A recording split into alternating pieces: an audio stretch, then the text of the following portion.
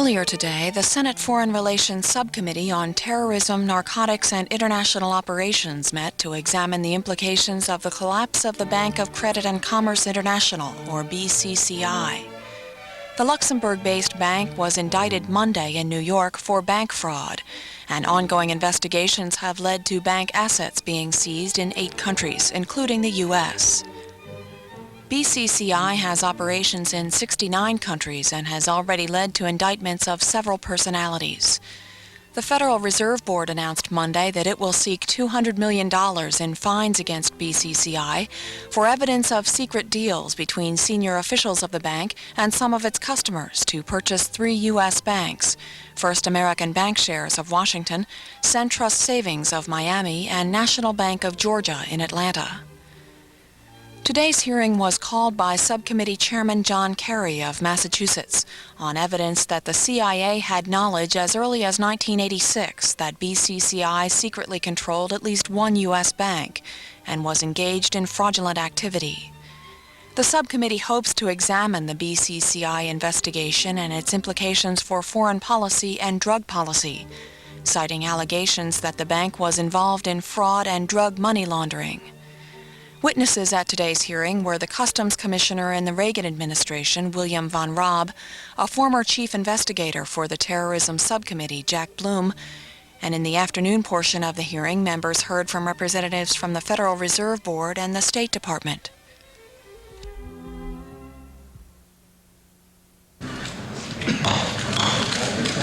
This hearing of the Senate Foreign Relations Subcommittee on Narcotics, Terrorism, and International Operations will come to order. I would like to begin by thanking Senator Pell, the chairman of the full Foreign Relations Committee, for permitting this committee to proceed forward, and not only with this hearing, but with this investigation over the long period of the last few years. I would also like to thank him for the consistent support that he has provided me at moments when I know he felt very strongly that this was not the normal role for this committee, and I respect that opinion very much. What we want to try to do today is begin to tell the story, and I think we're going to begin at the beginning in order to lay out factually precisely what brought us to this point and what it is we know in broad terms. There's a great deal more to be said by a lot of different parties in this, and I caution people to recognize that this is only a beginning, that there's a lot of testimony yet to come before the entire Congress. There are other committees that will be looking at this issue. There are other entities that will be looking at this issue. And it would be a mistake to draw final conclusions of many kinds until all of that testimony has been drawn. And I really think that's very important. Obviously, the nature of a congressional hearing process is such that you can't do it all at once, and you can't even do it in continuum, so that there is much that is not told in one day that does need elucidation in another day. And I think we need to remember that. We're going to start with the big picture, and with a few small pictures that are snapshots of the inside of this extraordinary banking scandal. I'd also like to say that there are those who have wanted to testify who have not yet had a chance to, and I think that's important. This committee or one of the other relevant committees on which I sit will be hearing testimony from a number of different parties, but this committee will be hearing testimony in early September from Mr. Clifford and Mr. Altman. I was in touch with their attorney over the course of the last days, and we have locked in dates in September, and we will announce those dates formally in the near future.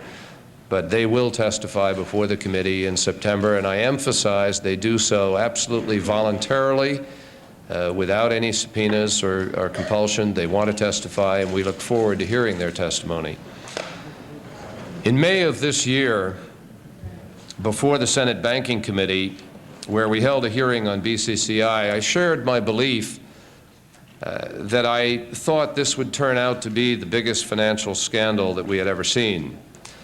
The disclosures of recent weeks have suggested that I might even have understated the case. I think it's important in that connection, as we begin this hearing, to understand what is important about this case itself. What is it about this scandal that should interest people beyond simply insiders and financial experts who are quickly interested in this kind of case? Why is it that the average person in the street should feel strongly about what's happened here and does feel strongly? Should they care? Well, the answer to me is pretty straightforward. I think it's simple.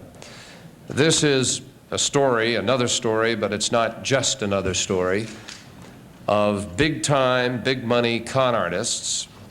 It's a story of international lawlessness, of extraordinary greed, which is becoming too much the centerpiece of recent history. It's a story of the big guys getting away with things that the little guy could never hope to escape responsibility for, and the little guy winding up getting screwed in the process. It's a story of the abuse of power and the abuse of system. It's a big white-collar crime that facilitates and encourages the two-bit street crime that kills.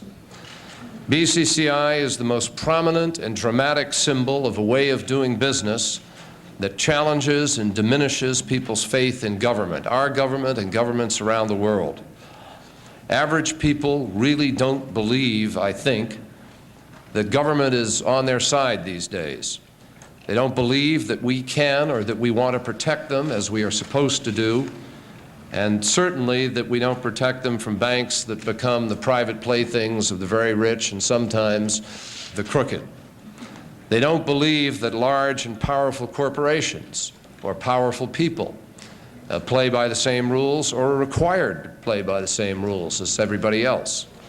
And they are convinced that if you can afford to hire the best lawyers and the best accountants, you'll get a different deal, and you'll get away with almost anything in the world. There may be those who say that what BCCI did is somehow a victimless crime. I don't believe that. I don't think it's true. There are a lot of victims. The first is our system, in which we have invested so much. And it is a victim because it tears apart people's belief in the system and the ability of the system to work. But it's a lot more than that. How is it, after all, that drugs get into the veins of our kids in our streets? Banks have become the facilitators of drug trafficking. Banks are part of the conspiracy where they have engaged in this. Banks that do not live by the rules adopted at the Basel Convention of knowing their customer become part of the process of putting those drugs into our communities. The same is true of guns that get into the hands of thugs on our streets, or bombs into the luggage compartments of our airplanes. Banks are often the depository of the secret funds, and the secrecy laws that protect that money is often purposefully there to protect the nefarious transactions which surround those kinds of criminal enterprises. Manhattan District Attorney Bob Morgenthau, who has done an extraordinary job in the course of this case, who is probably the dean of all district attorneys in America and a man of extraordinary integrity and capacity. He talked about this very thing the other day in announcing indictments. He sends thousands of drug users and common criminals to jail every year, but as he pointed out, the people that make the real money, the people who get filthy rich preying on the weaknesses and temptations of others, hardly ever get caught. So when corporations like BCCI get away with either corrupting governments and regulatory agents or by simply evading them while serving as the bank of choice for criminals, drug traffickers, illicit arms dealers, despots, con men, and terrorists around the world, we all lose. And if and when we turn over the rocks that have really hidden the truth about BCCI and its activities for the past decade or more, when we bring to light of day their activities, I think that we have an opportunity to win. It's that simple. I also think, maybe this is a little naive, but I do believe it, that if you can do this and send a signal to people that you can make the system respond, that by doing so you can eat away at a little bit of the cynicism and the anger and the sense of hopelessness that an awful lot of people feel, and which is an attitude that truly corrodes American politics today. What is amazing, and I guess frustrating to a lot of us, is that BCCI's day of reckoning was so long delayed. Red flags were present almost from the beginning.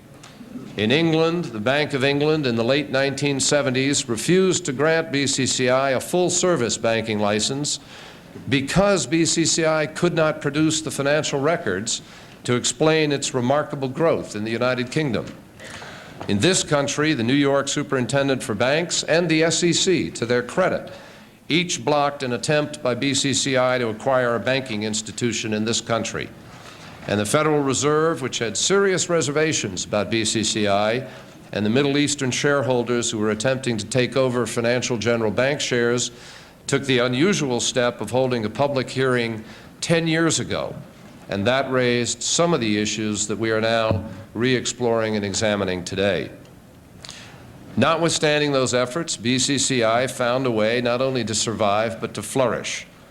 It found a way to escape real scrutiny by gaining the trust of influential people and using them to maintain a cloak of legitimacy.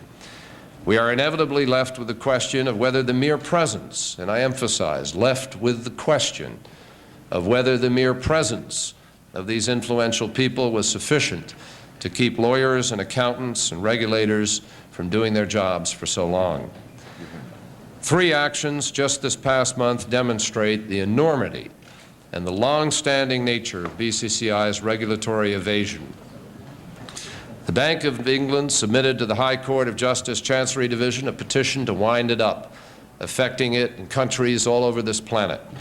The Federal Reserve levied the largest civil fine in history against BCCI, $200 million. And the Manhattan District Attorney indicted the top managers of the bank.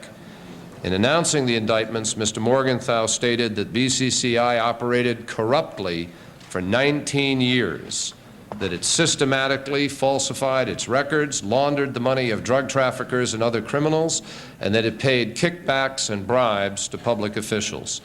He also said that this largest of Ponzi schemes is over, but that we have much to discover about this bank. We do indeed. Mr. Morgenthau is correct. A crime has been discovered, but the story has not been told. So today we begin to tell some of that story. We will hear from witnesses who have knowledge of how this bank operated in foreign countries and how it cultivated world leaders, of how central bank funds were placed on deposit, and whether or not those funds can now be retrieved. We will consider as well whether U.S. agencies could have acted sooner based on information known to them. 2 months ago, I asked the CIA for a memorandum it had given in 1988 to former Customs Commissioner William von Raab, who will testify today, a memorandum about BCCI. That memo was written in 1986. It was described by Commissioner von Raab as discussing in a general way BCCI's corporate criminality. When I asked the CIA in conjunction with our investigation for that memorandum, my staff was told it does not exist. Later, the CIA told us they had located it, but asked, because of its, quote, extremely sensitive nature, that it be held at the Senate Select Committee on Intelligence. It was. I went there and read it, subsequently requested the declassification of one sentence, and that sentence showed that the information regarding BCCI as a criminal entity, that it already owned American banks, and that we knew that in 1982, it showed that that had been disseminated to a number of agencies. I think the entire question about secrecy in government is once again raised by this issue. Too often, too many of us have seen instances where information that people want to keep away from the accountability process is merely classified. There is no rightful reason for it to be classified. There is no matter of national security or urgency contained therein, but it is classified, and thereby we have a secret government kept away from people, which is really part of the constitutional process of this country. I will tell you that in my judgment, there is not one piece of that memorandum that ought to be classified. and I will seek its full declassification, and I hope that we can achieve a process that somehow rectifies the imbalance between legislative and executive branch. Truly, our country is threatened when there is a branch of government that can hide whatever it does merely by putting a stamp on a piece of paper.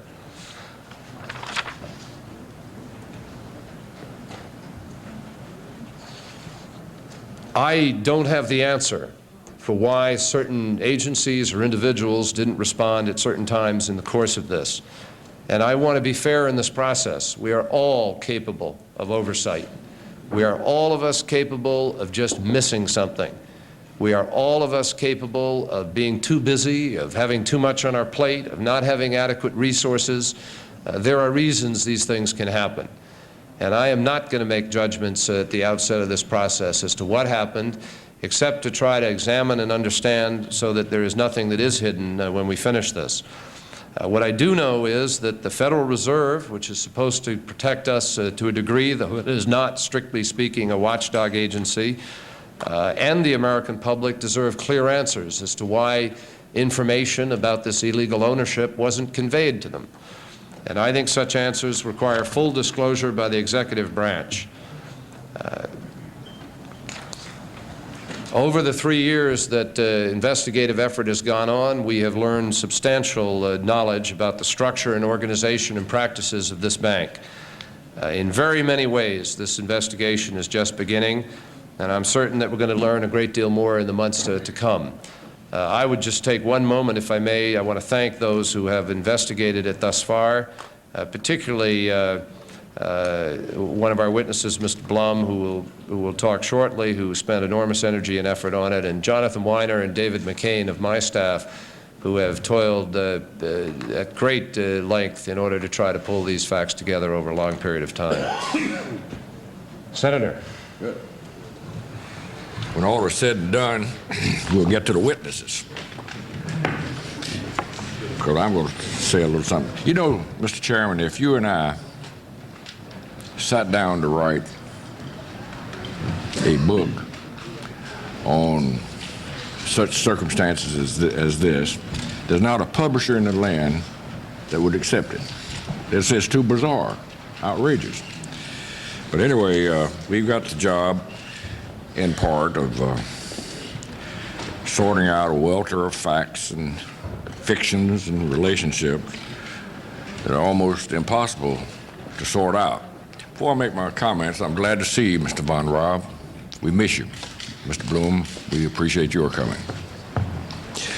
But John, seriously, this book business, just imagine, if you will, that we sat down to write a book, a novel, about a group of drug traffickers and arms smugglers and terrorists and money launderers, about 3,000 of them. And suppose they had names like Noriega and Abu Nidal and Saddam Hussein. And suppose further that they wanted to start a full-service bank to advance their various enterprises.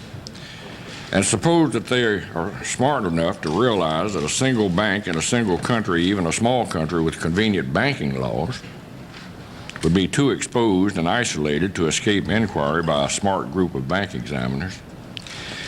Now, if you put all those factors for our little scenario together, you'd come up with the founding concept of BCCI, or the Bank of Credit and Commerce International.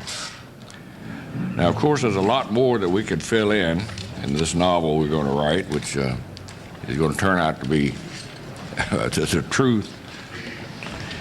These people need a bank based on dollars because dollars are obviously the currency of the world, and their operations are worldwide. So the bank of these crooks and criminals is highly desirous of penetrating the United States. See the plot developing? Now, after a few false moves are repulsed, these crooks and criminals realize that they need to do more than just penetrate the U.S. banking system. They need to penetrate the U.S. political system. So now the plot thickens. Now, I have some charts, a chart over there that will a little bit illustrate how interwoven this thing is, and I passed out copies, I hope, all who want them, you'll see that a Pakistani named Abedi, no stranger to this town, set up a group of banks. And the first one, BCCI Luxembourg, was established in '71. Then he set up BCCI Holdings, also in Luxembourg, in '74. Then he set up BCCI Overseas in Grand Cayman in 1975. And these three made up the BCCI group. Then he set up International Credit and Investment Corporation Overseas, or ICCI Overseas, also in Grand Cayman. Now, readers of our book might say, well, now, how come did he need so many banks?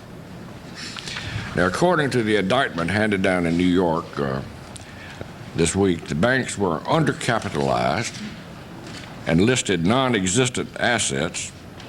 Reminds me sort of a hearing I participated in for several months. As one bank was examined, money flowed in for the examiners to count. They parked for a while, then they flowed into the next bank under examination. It's alleged that this guy's associate, Mr. Novke, kept two sets of books, and the banks operated what the New York prosecutor called a Ponzi scheme that needed cash coming in constantly through the front door to cover the laundered cash going out the back door. Don't you think our book is covered on pretty good? Okay.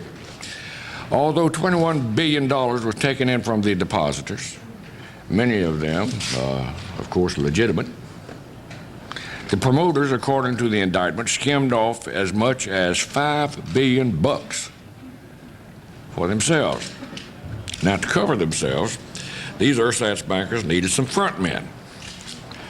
On the one hand, according to the indictment, they hired a group of Middle Eastern businessmen to pretend that rich oil sheiks owned the bank and were putting their cash behind it. But that was part of the scam, of course, because the purported owners didn't own the bank, and they allegedly had contracts that held them harmless for personal liability. The other scam was penetration of the U.S. political culture. And now here we really go. We know that BCCI illegally purchased First American Bank in the city using the good offices of Clark Clifford and Robert Altman, both of whom maintained that they were deceived. Perhaps they were deceived, but the press reports that in the process of being deceived, the pain of deception was eased just a little bit by a considerable sum of money. So, anyhow, the staff of this committee and many others have analyzed these reports, and based upon the public figures, it appears that Mr. Clifford and Mr. Altman had the opportunity to make about $33,300,000 in 18 months' time. I don't know what that is an hour, but pretty much. Based upon insider loans from BCCI to buy First American stock at an inside price, and the later purchase of some of the stock by BCCI at 3 times the price. Now, I understand that Senator Brown intends to discuss this in some detail, and I shall listen with great interest. It's my hope that Mr. Clifford and Mr. Altman will provide us with firsthand testimony on these points as well. Now, Mr. Clifford's good fortune was not his alone. It appears that BCCI's group, through Credit and Commerce American Holdings, also purchased Bert Lance's National Bank of Georgia and Mr. David Paul's Centrust Savings Bank in Miami, both of which were having, don't you know, urgent cash flow problems. Now, Mr. Lance's political connections need no introduction to anybody, nor do Mr. David Paul's connections, nor even did our former president, Mr. Carter. He didn't escape the kind attentions of BCCI either. So the press and other media have already discussed the millions of dollars that went to President Carter's charities and the personal assistance that BCCI provided for his high-profile travels around the world. Nevertheless, however embarrassing as these events may be for our friends in the Democratic Party, even more embarrassing to me is the failure of our own administration to take vigorous action against BCCI In 1987, the Justice Department was on notice that BCCI was a nefarious operation when former Customs Director William Von Raab, sitting right before us today, Willie turned up evidence of money laundering in Miami, which resulted in plea bargained judgments against BCCI operatives. And Willie Von Raab provided voluminous information on further BCCI activities, which were never followed up. Now, Mr. Von Raab himself was followed up in the sense that the administration made it clear that Willie Von Raab was persona non grata in the fight against drugs. And I think Mr. Von Raab will acknowledge that he and I went down that road together, because I made recommendations for Willie Von Raab to be put in places of responsibility. And I know firsthand that he was persona non grata. And it's a tragedy for this country not to have Mr. Von Raab in an effective, responsible position. Willie Von Raab was the only one in the Reagan administration who took vigorous and effective measures against the drug threat and against money laundering. And I'm glad to have a chance to say that publicly on your behalf, Mr. Von Raab. I never could understand why Willie Von Raab wasn't given the Medal of Freedom for his outstanding accomplishments in this regard. But he couldn't even get a job in the administration despite firm recommendations from this senator and scores of other senators who admire and respect Mr. Von Raab. Finally, I note that the first solid information that the Senate received about the BCCI in testimony before this subcommittee was from a former associate of Mr. Noriega, who defected to the United States and gave detailed information against his former employer. In fact, he was a principal witness in the indictment against Mr. Noriega in 1988. And after Noriega was captured, he was a key advisor in evaluating the Noriega papers and preparing the case against that dictator. But the administration has never cared for Mr. Blandon. While Noriega was still in power, officials attempted to get Mr. Blandon deported back to Panama. So I'm making this a bipartisan folly. It's not just on one side, it's on both sides. And in recent months, the Justice Department has pursued a merciless vendetta against Mr. Blandon, charging him with stealing U.S. government property, and the property in question consisting of his own notes about Noriega. It's a mystery why the Justice Department is seeking to bring a criminal indictment against the most important witness the prosecution has against Mr. Noriega and against Noriega's involvement in BCCI. Mr. Blandon apparently knows too much about the failure of the Justice Department to act. So I guess, how do they say it in the family? He must be eliminated or something like that. There's plenty of blame to go around in this matter, Mr. Chairman, and let's start the hearings. Thank you very much, Senator Helms. Senator Cranston. Thank you very much, Mr. Chairman. And first, Senator Kerry, I want to congratulate you for the excellent work you have done, beginning some time back, on unearthing what columnist William Safire rightly called, quote, an underworld-wide financial institution. You, Senator Kerry, took on this when many others who should have joined you, particularly within the administration, were looking away. Time has proven you right, and the credit is yours for bringing us to this point today. As a way of opening our deliberation today, I'd like to review for a moment just what kind of activities I understand the BCCI has been up to in the last decade and perhaps longer. Top British banking official Robin Lee Pemberton charged that, quote, the culture of the bank is criminal, unquote. According to the London Economist, quote, BCCI is uniquely baffling and unusually corrupt, unquote. Investigators say there is evidence of fund transfers between BCCI and the Atlanta branch of the Banca Nazionale del Lavoro, the bank involved in the Iraq loan scandal. This week, as we all know, District Attorney Robert Morgenthau charged that BCCI has paid paid up to $3 million in bribes to senior officials of the Peruvian Central Bank in 1986 and 1987 in order to capture hundreds of millions of dollars in deposits. The bank was used by Panama's drug-running dictator Manuel Noriega. It was used by Saddam Hussein. It was used by Haiti's Duvaliers, by Ferdinand Marcos and his well-heeled wife Imelda, and by the South American drug cartels. BCCI has also been linked to Pakistan's renegade nuclear weapons program, a project reportedly carried out with the help of Libya's Gaddafi and Argentina's dirty war generals, last seen training the Reagan administration's Nicaraguan freedom fighters. This connection with nuclear weapons is perhaps the most deadly dangerous activity of BCCI. BCCI is also at the center of a complex affair concerning allegations of illegal shipments of American-made arms to Guatemala's vicious military. This last item may very well have been the cause of a very special tragedy. This week, a British journalist, Anson Ng, was found shot to death in his Guatemala City apartment. Guatemalan authorities are claiming the murder was the work of common criminals. Independent Guatemalan journalists say that Ng, who had a bullet wound in the head and appeared to have been struck in the neck, had not been robbed, but his personal archives were looted.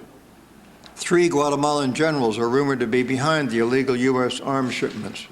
One wonders whether Ng was murdered because his work on BCCI had brought him face to face with the truth. What has become abundantly clear is that this sinister criminal enterprise, which Morgenthau has called one of the most complex and secretive criminal organizations we have ever encountered, served as the foreign policy arm of its owners, the rulers of the United Arab Emirates. Sheikh Zayed, the president of the United Arab Emirates, was an early investor in BCCI and continues to be the principal shareholder in the bank. The United Arab Emirate connection does not end there, however. One of Zayed's sons and the Crown Prince of Abu Dhabi, the Abu Dhabi Investment Authority, the personal holding company of Sheikh Hamad bin Mohammed al-Sharqi, the ruler of Fujairah, another of the Emirates, and Sheikh Humaid bin Rashid Al Naomi, the deputy ruler of Ajman, a third emirate, are all shareholders in BCCI front institutions. According to the Financial Times, quote, the fraud which led to the closure of BCCI involved representatives of the shareholders, the ruler, and the government of Abu Dhabi, unquote. Why is this important? Beyond the distress caused to BCCI depositors, tens of thousands of whom are individuals and small businesses from the third world, beyond the lessons BCCI offers to the international banking community, and beyond the damage done to society's fabric when such criminality is carried out on such a scale, there is a further consideration. The Bush administration has proposed to sell $682 million worth of sophisticated conventional weapons to the United Arab Emirates. This bristling bonanza includes 20 AH-64 Apache attack helicopters, the most advanced we have in our arsenal, and 620 Hellfire missiles. A second proposed sale of MIAI tanks and Bradley fighting vehicles was nixed by the UAE leadership themselves. According to an unclassified cable from U.S. Ambassador to the United Arab Emirates, Edward Walker, published in this week's Defense News, the United Arab Emirates decided to delay its decision on the tank procurement, quote, based in part on the conviction that UAE should not go through a congressional notification process at this time, given the potential for congressional criticism on unrelated subjects, unquote. This was clearly a reference to questions about whether the United Arab Emirates would use drug profits laundered by BCCI to pay the United States for these weapons, questions that I raised a few days ago on the Senate floor. The Emirates may not have been very good bankers, After all, they presided over a criminal enterprise seemingly destined to go down in the history books as the world's worst financial scandal. They do, however, show some basic common sense strangely absent in a Bush administration seemingly unconcerned about shades of Noriega, shades of Saddam Hussein, unconcerned about the potential scandal of arms being paid for with BCCI drug money. The administration justifies this foolish and indefensible sale of the helicopters and missiles to the United Arab Emirates as a payoff to Sheikh Zayed for his loyalty during the Persian Gulf War. So inescapably, the question arises, why the silence? Why the lack of action on BCCI by this administration, so good at managing the crises they themselves create? During the past years, there were no lack of danger signs concerning this full-service banking service for terrorists, for drug mobsters, for nuclear proliferators, for assorted rogues and professional confidence men. Who are they afraid of offending, and why? Or why were they so incompetent in their pursuit of greed's global reach? I agree with Senator Kerry's remarks that we can only conjecture about the answers to questions like this. Well-meaning human beings do make innocent mistakes, but we must now find the answers. Senator Brown. Thank you, Mr. Chairman. I must say I am shocked by your remarks. I believe the purpose of this investigation ought to uncover the facts. I do not think it should be used as a forum to launch a smear of an administration. I think the purpose of a Senate investigation committee is to get the facts out. And I must say, listening to the remarks just made, it seems to me that the facts fell victim to the rhetoric. I think it's appropriate we have these hearings. And I think the purpose of the hearings ought to be to look into what broke down here. The fact that there are crooks and thieves in this world is not a surprise. We live in a world where we know and understand that. What is a surprise is that the United States and its banking system would fall victim to that scheme. It strikes me we ought to make sure that these hearings are balanced, that they're thorough, and that they're fair, and that the outcome of these hearings is one that allows us to correct policy and change personnel where they're necessary. I am concerned that we make sure that every aspect of the U.S. banking system, whether it's the Federal Reserve, whether it's the Justice Department, or whether it's the system itself, be examined and that all the facts brought out. I note that the Clifford Altman stock deal in 18 months saw the stock triple in value. At the same time, the same people were receiving both fees as attorneys and payment as bank officers. It seems to me that this is an area that we need to follow up on, as well as the entire BCCI area. But, Mr. Chairman, I would close with this thought.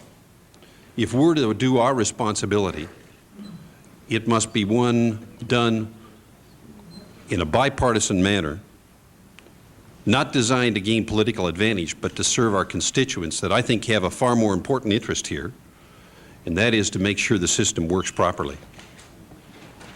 Let me respond by saying that, yes, of course, we have to find who is responsible. We have to find what policies and regulatory practices have failed and why, and what to do about them. And I agree with Senator Helms that this is a bipartisan failing in some respects. Yet at the same time, we have had Republican administrations in charge of the executive branch that basically is responsible for regulation and for these matters for a good many years at the present, in the recent past. My purpose primarily is to focus on the dire dangers of permitting nuclear proliferation to occur with crooks of the sort that have been involved in BCCI involved in it. And my purpose, in part, is to see to it that we change a very unwise proliferation of all sorts of weapons policy in which our own country is involved. And if we find that the involvement of BCCI and its money launderers is involved in all of that, that gives us a new weapon to deal with what I think is a genuine policy issue question, very much in the front burner in our country and in the Middle East and in the world. Senator Jeffries. Thank you. I certainly believe this committee has the obligation to investigate, but I would hope that we would keep in mind what our role ought to be. The burden has to lie with the Department of Justice to continue, along with other law enforcement agencies, to seek out the culprits and the problems that were created in this country. But I think it is important for us to take a look at what went on and to provide leadership to develop the international methodologies to prevent a reoccurrence. The increasing problem we're having with international corporations who can move and operate effectively around the world without any effective regulation is the real problem which this committee should end up dealing with. And as the senator from California has pointed out, that is true not only in the sense of what we saw with money laundering here, but in the large sense, the more important problems of proliferation of nuclear weapons and other systems that are going on to enhance the ability of nations to attack and to create war. So I would hope that our ultimate goal would be to work towards a system, an international system, that will effectively regulate so that these matters can be brought under control without the necessity of the kind of intervention of the law enforcement agencies that's being required in this situation. I thank the chairman.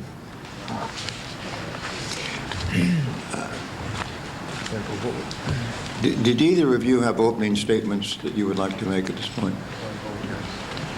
I can maybe, it might be helpful for the record just to give some idea of where how this started off.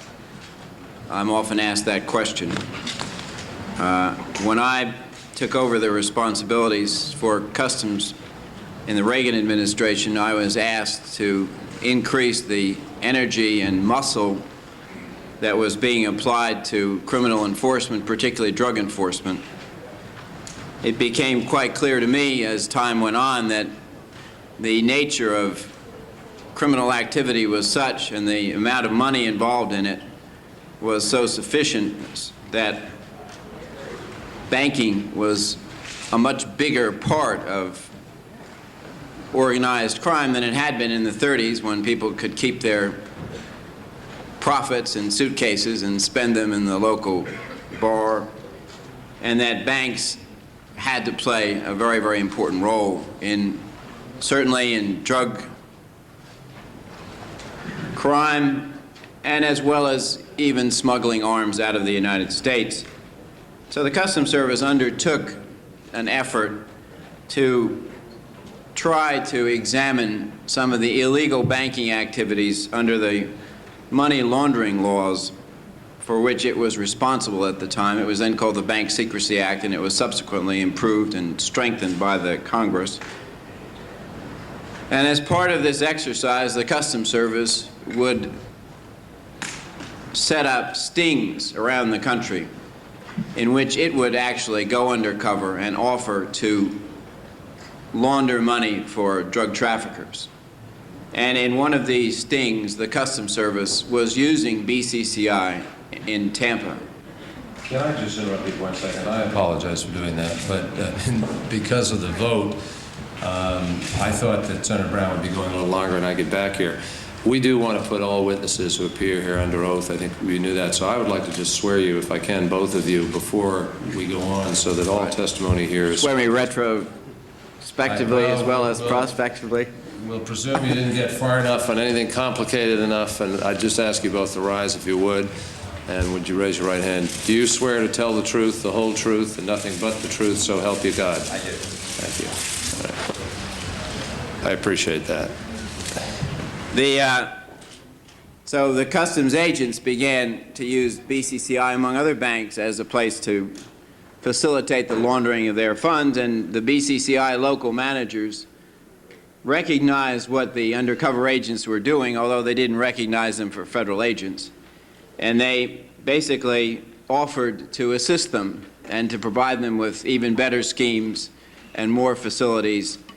And it became clear after a short time that BCCI, certainly as a matter of local policy, was aiding, abetting, conspiring with, and actively participating in money laundering. As the investigation proceeded, it became clear to the customs agents, now we're talking late '87, that BCCI itself apparently had a corporate policy of involving itself in any kind of activity. It didn't matter whether it was criminal or not. As a result, the Customs Service began a broader-ranging investigation of BCCI, largely centered out of its Tampa office. At that point, when you became aware of this corporate policy, that was as a consequence of what?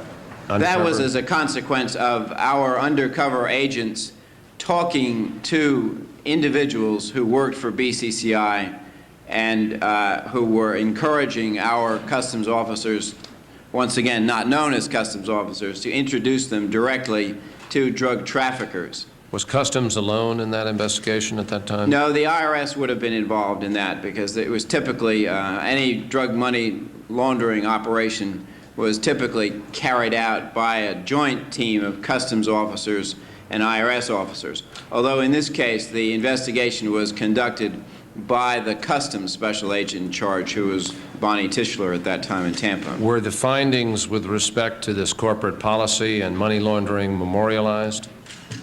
They certainly would have been written down in the customs agents' daily and weekly reports.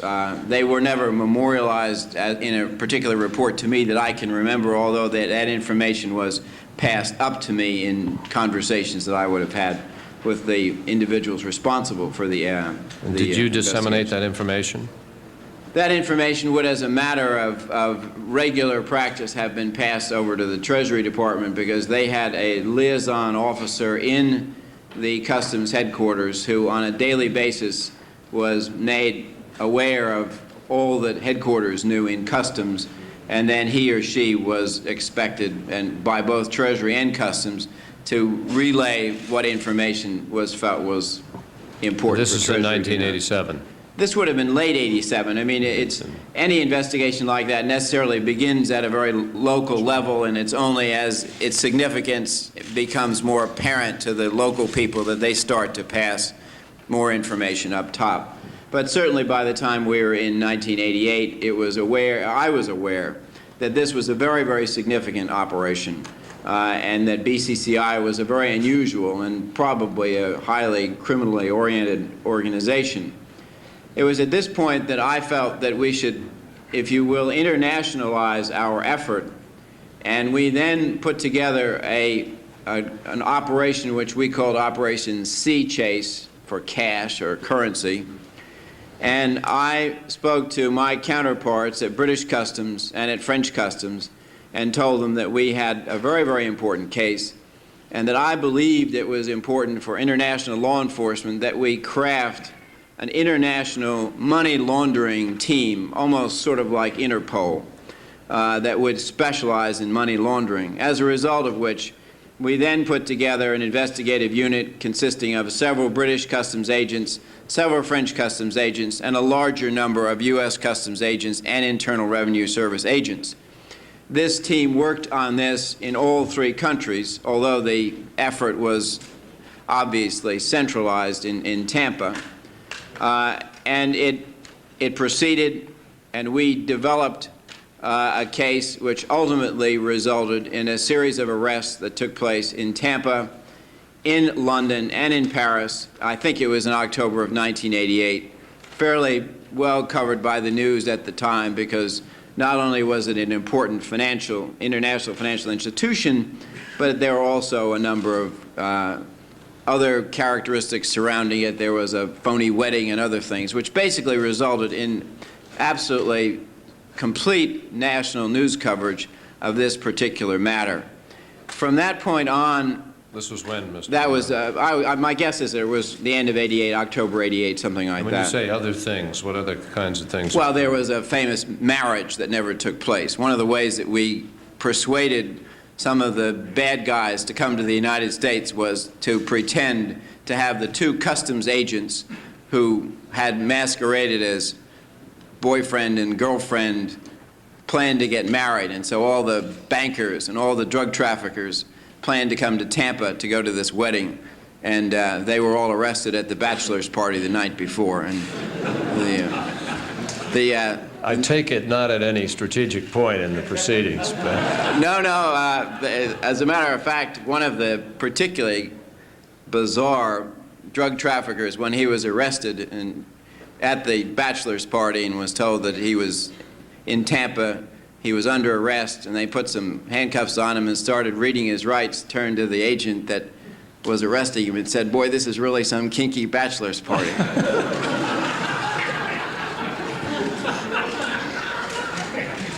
But I'm afraid that was the end of the party, and he went right off to jail. So then what proceeded from that is your normal continuing and follow-up investigations following the initial set of arrests, which took place in Florida, in London, and in England and in Paris. And this proceeded through 1988. More and more information was developed, and it was carried out under the auspices of the U.S. Attorney in Tampa, whose name was Gensman. As 1989 came along, it was clear that the bank was highly illegal in many of its activities, and some prominent names started to surface, particularly Noriega as a client of the bank. At this point, there was a number of documents that had been produced or seized by British Customs, which everyone felt would be very, very significant. Those documents were subject to any number of lawsuits as to whether the U.S. government would get its hands on them. At about this point in time, the Treasury Department decided that I should be removed from the BCCI case, and so I was cut off from any information that was... What date was that? I don't really remember exactly what it was, but it was somewhere, I would say, April of 1989. I'm not certain when it was. And I only... what point did Justice become involved with Mr. Justice would have become involved certainly before the arrest took place in Tampa. So Justice certainly was involved way back in 1988. And their involvement, of course, is a technical question. I'm sure the agents in Tampa had told Justice about the case before Justice formally accepted the case as a federal prosecution. But they certainly were deeply involved well into the early part of 1988. In any case, the other surrounding activity that is of some interest is the Customs Service did make some effort during the early part of 1989 somehow to involve other banking governmental units, and we held one or two meetings on a low level to try to inspire the Comptroller's office and some of the other sort of Treasury-oriented banking organizations, maybe to set up in some cohesive unit to deal not only with the BCCI effort, but also subsequently to establish a unit within the Treasury Department that we felt would be useful to deal with this kind of international money-driven, in terms of money laundering, crime. Is this still 1989? We're still 1989. And I say, just parenthetically, that the Treasury Department actually, on the day following my resignation, announced the establishment of the Customs-designed center, which they called FinCEN, which I would have assumed would have played a large role in the further examination of BCCI. And I think it's up to this committee to find out what exactly FinCEN did, but it was Treasury's special coordinating unit for dealing with international criminal banking activity. To bring the story to a close, I was cut out of the BCCI investigation, as I said, mid-1989. And then the story really comes from the newspapers as to the fact that there was subsequently a plea bargain with the BCCI. I was annoyed at the time of the arrest in Tampa that there were not more significant indictments brought against higher-level BCCI officers and more significant charges brought against BCCI as a corporation.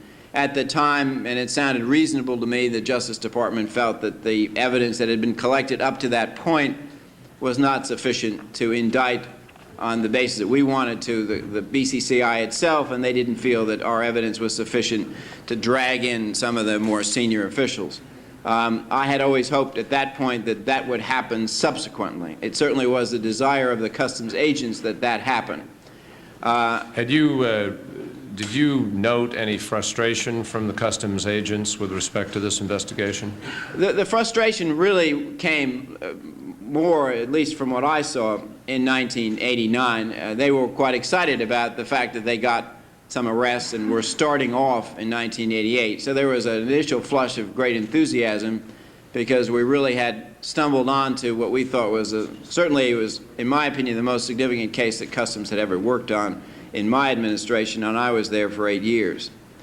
In any case, I left the government at the end of July 1989, and I can only say that I was very disappointed in the fact that the plea agreement that was made with BCCI was not what I think it should have been, and that was tough and holding them up as a bad example to the rest of the banking community.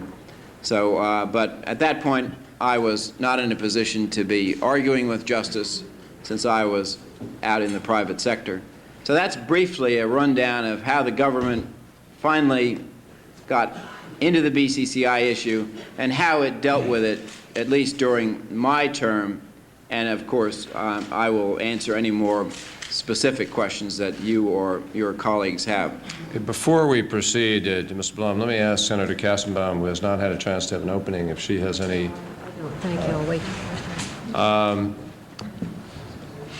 Mr. Feinroy, what I'd like to do is come back to questions. I'd like Mr. Blum to draw a larger picture here, and then we'll come back and have questions. Mr. Blum, would you identify yourself for the record? And I'm Jack Blum. I'm a lawyer in pull Washington. the mic a little bit closer. My name is Jack Blum. I'm an attorney in private practice in Washington with the firm of Lobel, Novans, Lamont, and Flug. I did work for this committee over a period of years, first from 1972 to 76, doing a number of investigations under Senator Church, and then at your request came back. Just give us a little background. What investigations? The most important were ITT in Chile. We did an investigation of international banking, which included iOS and Robert Vesco. We did probably the most important of all was Lockheed Aircraft's overseas payments, the investigation that created a furor in Japan. After that, I went into private practice and was in private practice for 10 years. My first encounter with BCCI came during that period in private practice when I was working with a private client who wanted to do a business deal with an affiliate of the bank. I was asked to attend a meeting where he was seeking financing from an American bank, and the client brought up the name of BCCI, and the response from the American banker was, "We don't want anything to do with that bank. We won't take their letter of credit." I thought it was odd, but my role at that time was not investigator. I just stored the information in the back of my head. In 1987, I returned to the Foreign Relations Committee at your invitation to work on the investigation of narcotics trafficking and law enforcement and foreign policy. During that investigation, in early 1988, we took the testimony of Jose Blandón. And as you'll recall, Blandón put a chart up that showed what he called Noriega's criminal empire, and at the center of the chart, he had BCCI. Suddenly, the information I had parked in the back of my head years before became relevant. And I began to seek out more information about BCCI. Mr. Chairman, I understand that the staff has unearthed a series of contemporaneous memoranda which outline what I found and who I talked to, and I'd ask that those memoranda be made part of the record so that people can understand what was going on contemporaneously. Well, without objection, they will be. I'd like you to describe that yourself at this time. The first piece of luck I had in the investigation was to find a very senior BCCI officer who was in the process of disengaging from the bank. When was this? This was in the spring of 1988, probably early March. He met with me in Miami and said, look, I'm getting out of this place. You have to understand the business of this bank is dealing with roughly 3,000 high net worth criminal clients. That most of the other activity, the branch activity, the myriad corporations, is not real banking business for them. What they do is fully service these 3,000 clients. And he went on to say, for example, that they had bought a bank in Colombia, and the purpose was to get access to the drug cartel money, to be in a position to service the drug cartels. He went on to describe the relationship between the bank and General Noriega. He identified for me the man in Miami who handled Noriega's accounts, Amjad Awan. He identified all of the senior staff in Miami familiar with Latin American operations. And he said that Noriega's money was being managed by Awan from Miami, and that there were records in Miami relating to his activities as a money manager. Now we're talking about 1988? We're talking about Summer. 1988, spring of 1988, while we were then holding hearings on Noriega and money laundering. You committed that to writing at that time? Yes, and there's a memorandum, and the memorandum reflects roughly what he said. Okay, well, then let me know. Keep going with what you discovered. Yeah. We then, I came back to the committee and requested that the committee authorize the issuance of subpoenas against the bank and against the named individuals for records relating to Noriega and other matters. The committee unanimously voted those subpoenas, and before the subpoenas were in fact drafted and issued, I communicated with the U.S. attorneys in both Miami and Tampa. The problem was this: we knew there were pending indictments of General Noriega. We also understood that if we gave a Senate subpoena with a 30-day return date, if these people were as evil as we thought, they would destroy the documents. And I wanted to make sure the United States attorneys had the opportunity to get a search warrant, go in and get the necessary paper on Noriega, so that if there were monies available that they could reach, they could seize them, and they could get the record of his financial dealings. When I called Miami, I was referred to Tampa. I talked to Mr. Joe Magri, who was then the deputy in Tampa, who told me there was an undercover operation underway, and that was the well-advanced Operation Sea Chase that was described by Mr. Von Raab. I was not told the nature of the undercover operation. What I was told was that agents' lives were in danger, and that then he was followed up by the Department of Justice in a formal way, requested that we defer the issuance of the subpoena until we got a go-ahead, or else we would jeopardize this very major undercover operation. There is a memo that discusses that request and the follow-through to it. We deferred on the issuance of the subpoena. But I said to Magri, look, what I'd like you to do is give me the opportunity to tell the agents working the case the depth and the seriousness of the problems with this bank. Based on my conversations with a witness in Miami and other information I had then gathered, it was clear that I could add something. Magri arranged a conference call in which I talked to all of the undercovers and the supervisors working the case. None of them were ever identified on the phone. I subsequently learned the names of a few of the people who were in the room, but the conversation was fundamentally with Magri. In the course of that, we laid out some of the history of the bank, the nature of the criminal clientele, and the connections the bank had. I invited them to come back at me with questions. The invitation was never followed up. In July, this is now July 1988, we were beginning to reach a point with the subcommittee where it was clear that unless we began to act quickly to issue the subpoena, the work of the subcommittee was coming to a close. The investigation had been voted for a 2-year period. My commitment with the subcommittee was for 2 years, and we simply had to get on with that subpoena or we weren't going to do it.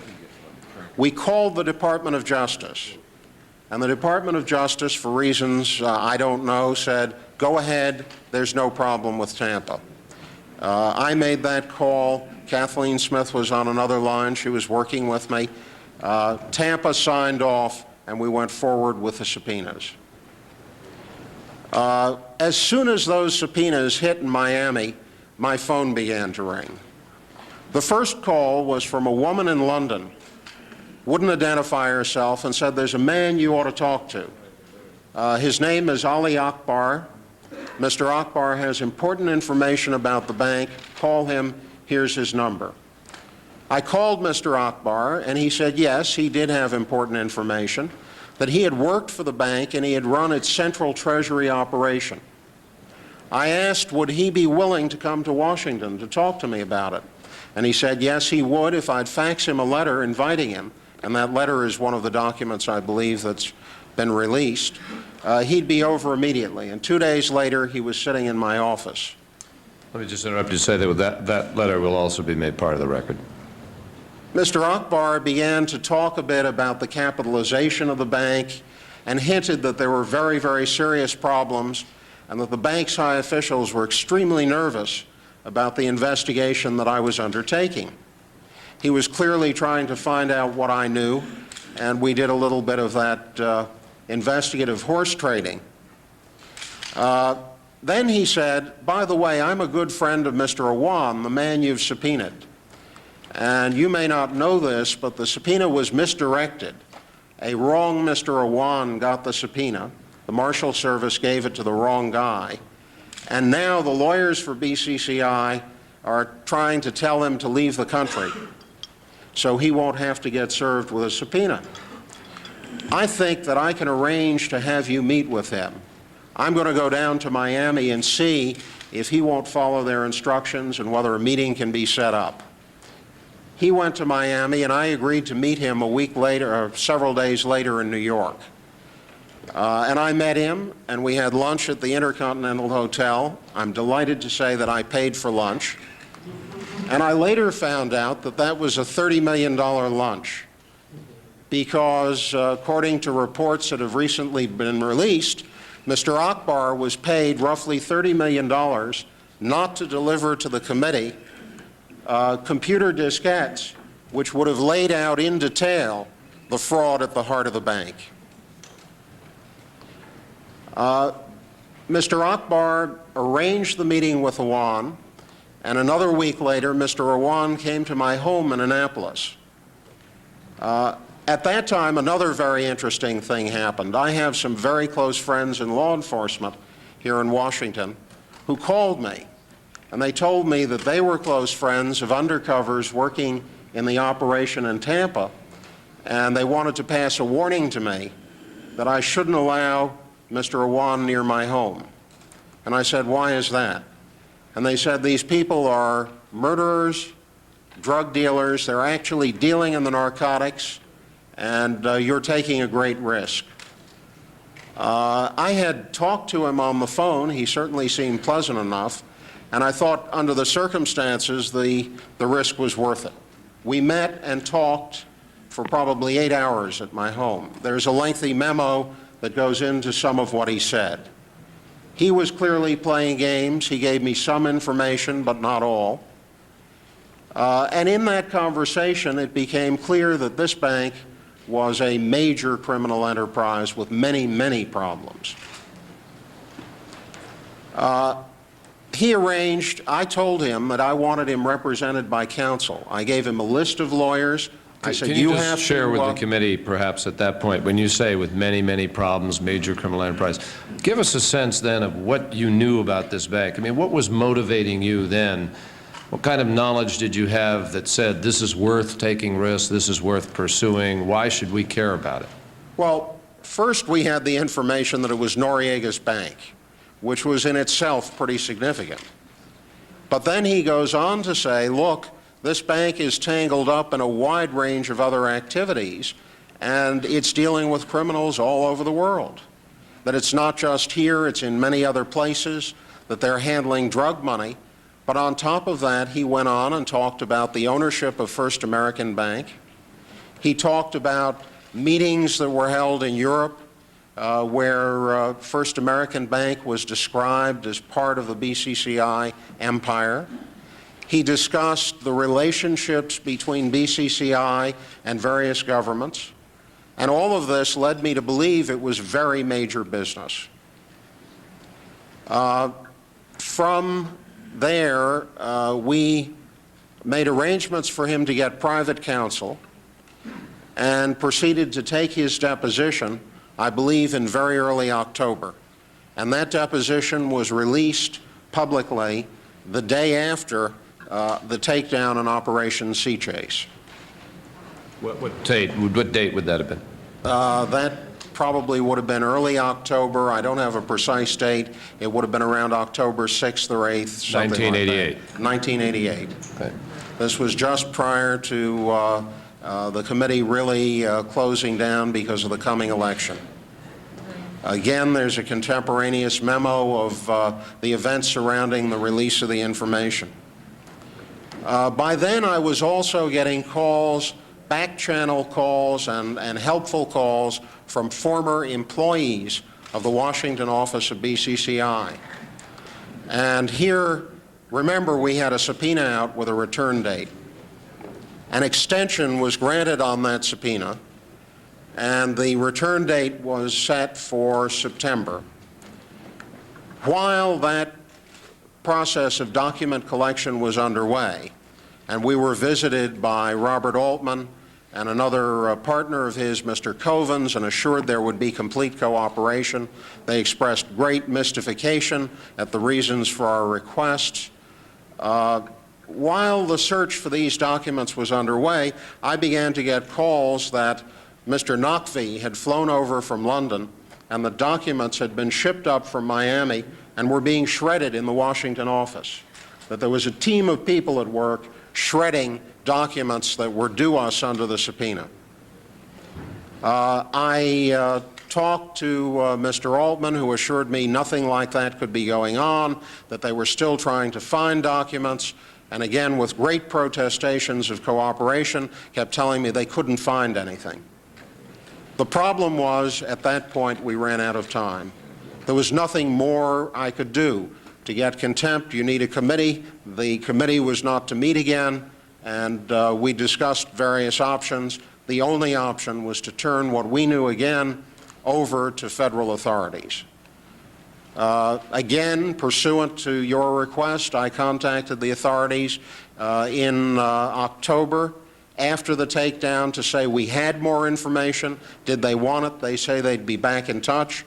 And there was no further contact at that point. They never followed up to get the further information we had.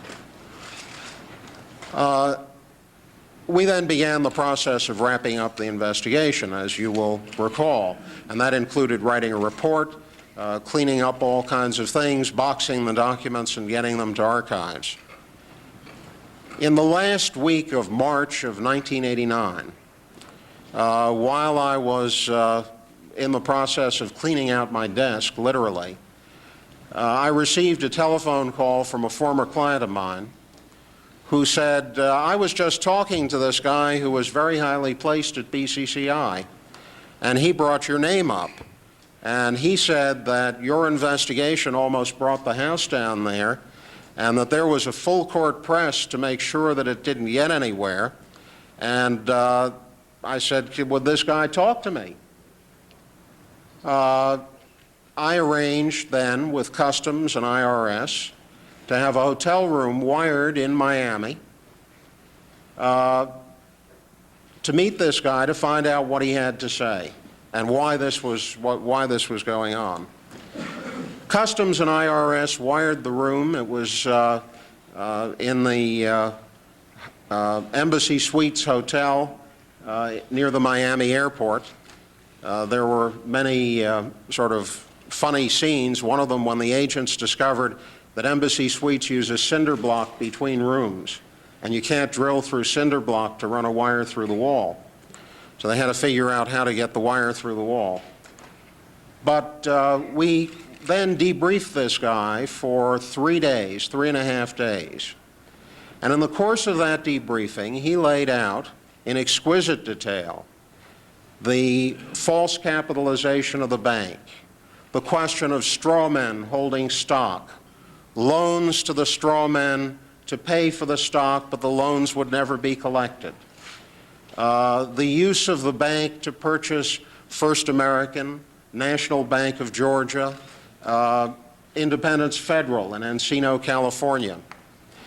He went through the litany of things you're now reading about, perhaps not to the final level of the so-called black unit in the bank, but he was extraordinarily knowledgeable.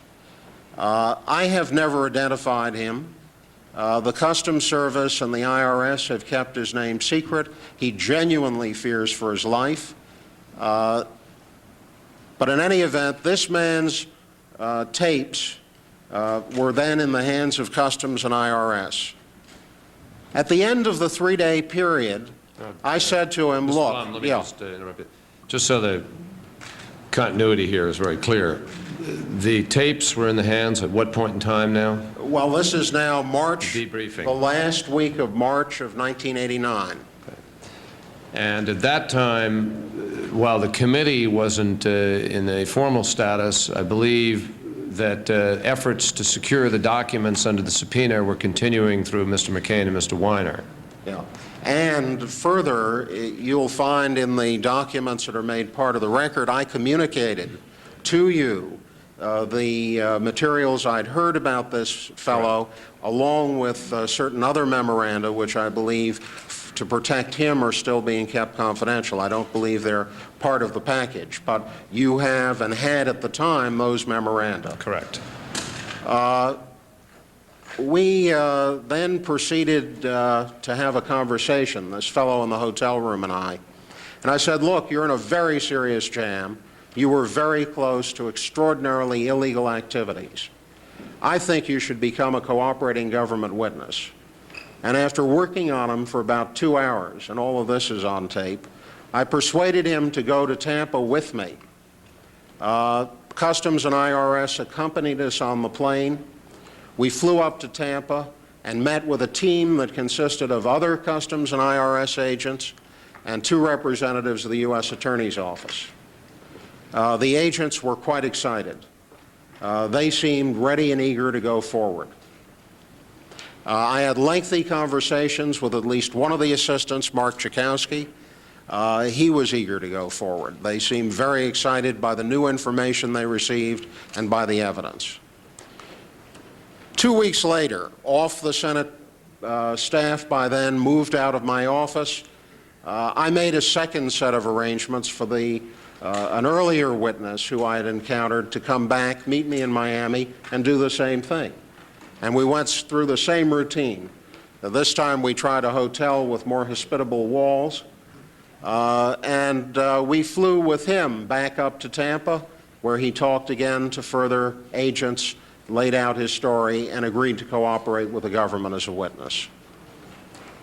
The strange thing is that after that effort to put this all in the hands of the Justice Department, and I might add that at the time I went to Miami, at the instruction of the chairman, I shared with the agents working the case materials we had gathered, memos I had written, and other materials we had gathered, so that they would have a complete picture of what we knew.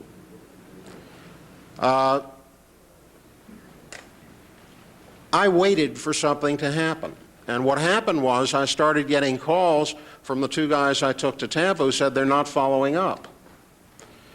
Then I talked to the agents, and the agents said, well, we're very busy. We're working on preparations for the trial. No follow-up. And I began to worry that something was very wrong with this case. I now believe it was late May, I decided that I would bring this matter to another jurisdiction, and that was New York. Our federal system mercifully allows for parallel activity. If the state government fails, the federal government's there, and vice versa. Can I ask what you thought was wrong in that jurisdiction? Why did you think it necessary to change? I thought that if this evidence was before them and they had so few agents that they couldn't follow up on this, and the other problem was, Senator, they had seized so many documents from that bank. The agents told me they paid $30,000 to make one Xerox copy of the documents. When I got to Miami and met the team, they had 1.5 IRS agents on the case, period, full stop. They had no one reading the documents, and they were not following up in any way I could understand. And I believe that with that level of effort, they were never going to get to the evidence that I brought them. And I thought this was really significant. So I went up to New York and I talked to Bob Morgenthau and essentially told him what I knew. On the basis of the same evidence, essentially, and he ultimately communicated with the same witnesses, he produced the indictment that you read about the other day. Just interrupt you. We'd already previously had Bob Morgenthau into the committee to testify regarding the New York link, had we not? We had talked to him. We had had him here as a witness on the issue of money laundering prior to that time. That's correct. Did he discuss with you? Morgenthau really did the investigation. He finished out the piece that I couldn't. He found the additional witnesses and using a grand jury was able to seriously subpoena documents in a way that was not possible from where I sat. I then continued to be interested in this essentially as a private citizen. And there are several additional pieces of information because of my involvement, I became a magnet for people who were interested in the problem, and I got to meet even more people who were associated with the bank and become involved in more of the bank's problems. As a footnote, Mr. Von Raab tells you about the flap that occurred when certain documents from British Customs became public in the United States. Well, I was in the summer of 1989, July 89, my wife and I were on our way to Europe for a month's vacation. And we were literally, the cab was in the driveway, the bags were about to be loaded, and the phone rang. Customs Internal Affairs. We have to talk to you. It's absolutely urgent. I said, nothing I can do. The plane's leaving. We're on the way to the airport. If we don't make this flight, my marriage is finished. They said, we'll meet you at the airport. And sure enough, 2 Customs Internal Affairs agents came to the airport. And they didn't want to know about what was going on in Tampa or who didn't follow up or why. They wanted to know, what did I know about how NBC got these documents that I had never seen? And they were so anxious to find it out, they held the plane for half an hour. And of course, my fellow passengers must have wondered who I was, with Customs holding the flight to talk to me while they're waiting for the takeoff. I was surprised at the vigor they pursued the leak and the lack of vigor they used in the rest of the investigation. There were additional pieces that began to come clear, and they came clear because the witnesses continued to talk to me, and I met yet other witnesses.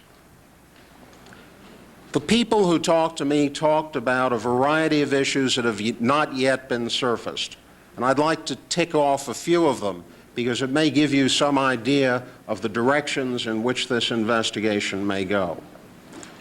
First, on the banking issue. Just before you get to that, so that we're clear in the continuum here, during the period of early 1989 when you were that was the period when the report that the subcommittee put out was being completed, is that correct? That's correct. And then subsequent to that, after the committee report came out, when you were no longer formally assigned to the committee or part of the committee, you continued, however, I believe, to discuss matters with staff on the committee. I continued to talk to David McCain and Jonathan. Yes. And during that period, the committee, I believe, continued to try to get its subpoena enforced, but was very frustrated by the inability to get the documents, which eventually Bob Morgenthau was able to get a hold of. I think the frustration about getting documents from people who say they're cooperating fully was pretty enormous. There would be, even in the period of early fall of '88, they would protest, yes, we're cooperating fully, and then documents we knew existed never materialized.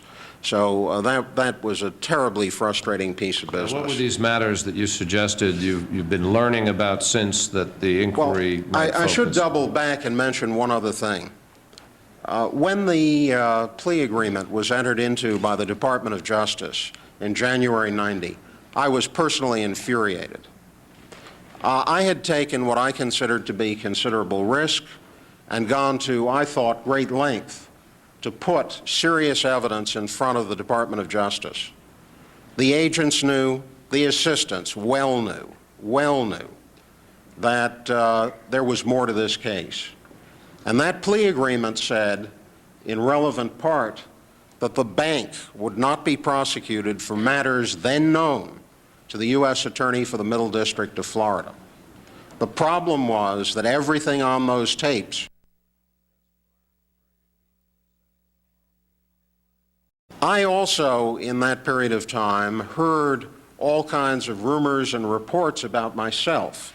And that's a kind of awkward business to hear. For example, I was told that lawyers for BCCI around the time of the plea agreement walked into one senator's office, asked him to do a floor statement saying it was a great agreement. And when he said, but wasn't there some problem at Foreign Relations? Wasn't there an investigator who worked on it? I was told that they said, oh, he was fired. He was running off on his own and doing things that nobody wanted done, and you shouldn't pay any attention to that. I tried to track that down. I brought that to the attention of Senator Kerry. We didn't have a real way to get a handle on it.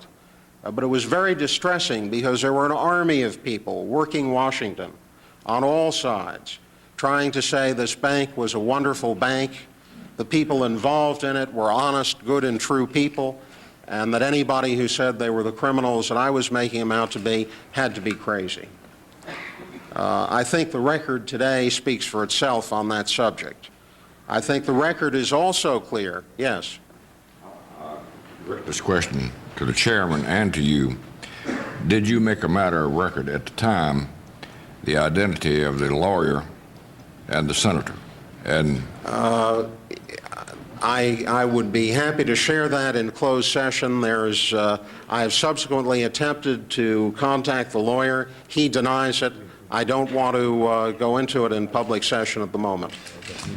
Well, I don't care whether he's trying to embarrass anybody or not. Well, I don't have enough to be sure that the anecdote is absolutely accurate, and I don't want to embarrass those people. I'd be happy to tell you about it in closed session and allow you to follow up. But I think there ought to be an opportunity for the people involved to describe what happened.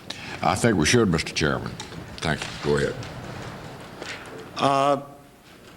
The areas that I think are going to open up that are still totally unexplained are this business was a factory, this bank was a factory for the creation of falsified letters of credit. In the last number of weeks, I've had the opportunity to go to Miami and review files, some public files, in the so-called Bilbesi coffee case. Those files indicate that BCCI had a very strange letter of credit business. The letters of credit only went from one BCCI bank to another BCCI bank. Instead of charging a half point, which is a normal bank rate for letters of credit, they were charging 12 points. The letters of credit appeared to be to falsify documents to aid in smuggling and false valuation of goods for customs purposes. The point being that a letter of credit is sort of a basic indicia that you have paid what you're supposed to have paid, and the goods that are supposed to be there are really the goods. Because a bank has to check the box to make sure that the goods are the goods and you paid what you're supposed to have paid. These people would apparently create letters of credit for anybody, for anything. It turns out that the record of BCCI in that area was brought to the attention of the United States Attorney for the Southern District of Florida by the attorney in the case being brought about that smuggling against BCCI, and he offered no response. Further, a review of the record indicates that no effort was made to prosecute any of the people involved until an IRS agent, almost at the end of the term of the grand jury, himself insisted that a case be brought against the arms smuggler who was involved in it, one Munter Bilbezi. And that has received considerable attention. There's a story about it in last Sunday's New York Times, and there's no need for me to go into detail, except I would ask that I be allowed to furnish some materials for the record, which will lay out the chronology of events in that matter. Without objection, the record will remain open so that the full chronology will be made part of it. One other matter that I feel is one that will come up is a matter of third world debt. I began to hear that BCCI had gone into the business of brokering third world debt. That would mean that if a country had obligations that it defaulted on, was not going to repay, 20 cents on the dollar perhaps would be the value, you could find the right middleman and, working through BCCI, connect with the head of the government and get them to decide that this particular debt would be paid 100 cents on the dollar. And maybe there'd be a swap involved, that you would have to make an equity investment in the country. But if you worked with BCCI, the equity investment would be announced but never made, and BCCI would illegally handle the conversion of the currency. That, I think, is very major business. I think it runs to billions of dollars. And I think the people working this have been so immersed in the internal fraud of the bank, they haven't begun to look at non-deposit loan relationships or beyond straightforward arms dealing and money laundering. Mr. Blum, we now have records which will subsequently be forthcoming on BCCI and these swaps with a number of central banks. And there is evidence, you're familiar with the situation in Peru and in other countries. You might want to talk a little bit and give members a sense of what this really means. Well, the people I talked to at the bank would say this was a bank that was very strange because it needed deposits all the time. And if you're running a Ponzi scheme, you need more and more cash in to support the whole system of fraud that you've generated. What it meant was that BCCI people would go out and bribe central bank officials and high government officials to get them to deposit their country's foreign exchange at BCCI. And in exchange for whatever amount of money, suddenly the foreign exchange reserves of a country would be put there and put to use. And I'm assuming that once these relationships developed with the people who controlled the central bank, the issue of debt equity swap and third world debt became a very simple matter. Issues that are very much unresolved. People repeatedly told me that this bank was a product of the Afghan war.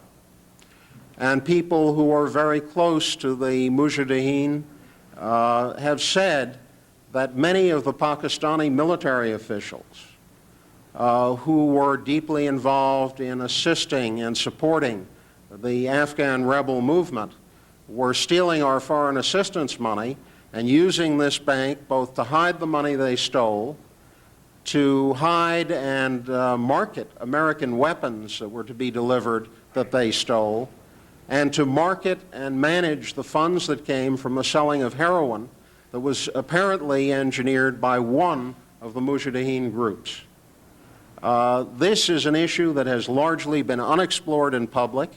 It's an issue that should be. It's a major issue of oversight. Now, Mr. Bloom, you said people had told you in the executive session. Are you prepared to give us those names, the people who Yes, told you? indeed. And indeed, I've given some of this to the Department of Justice at length.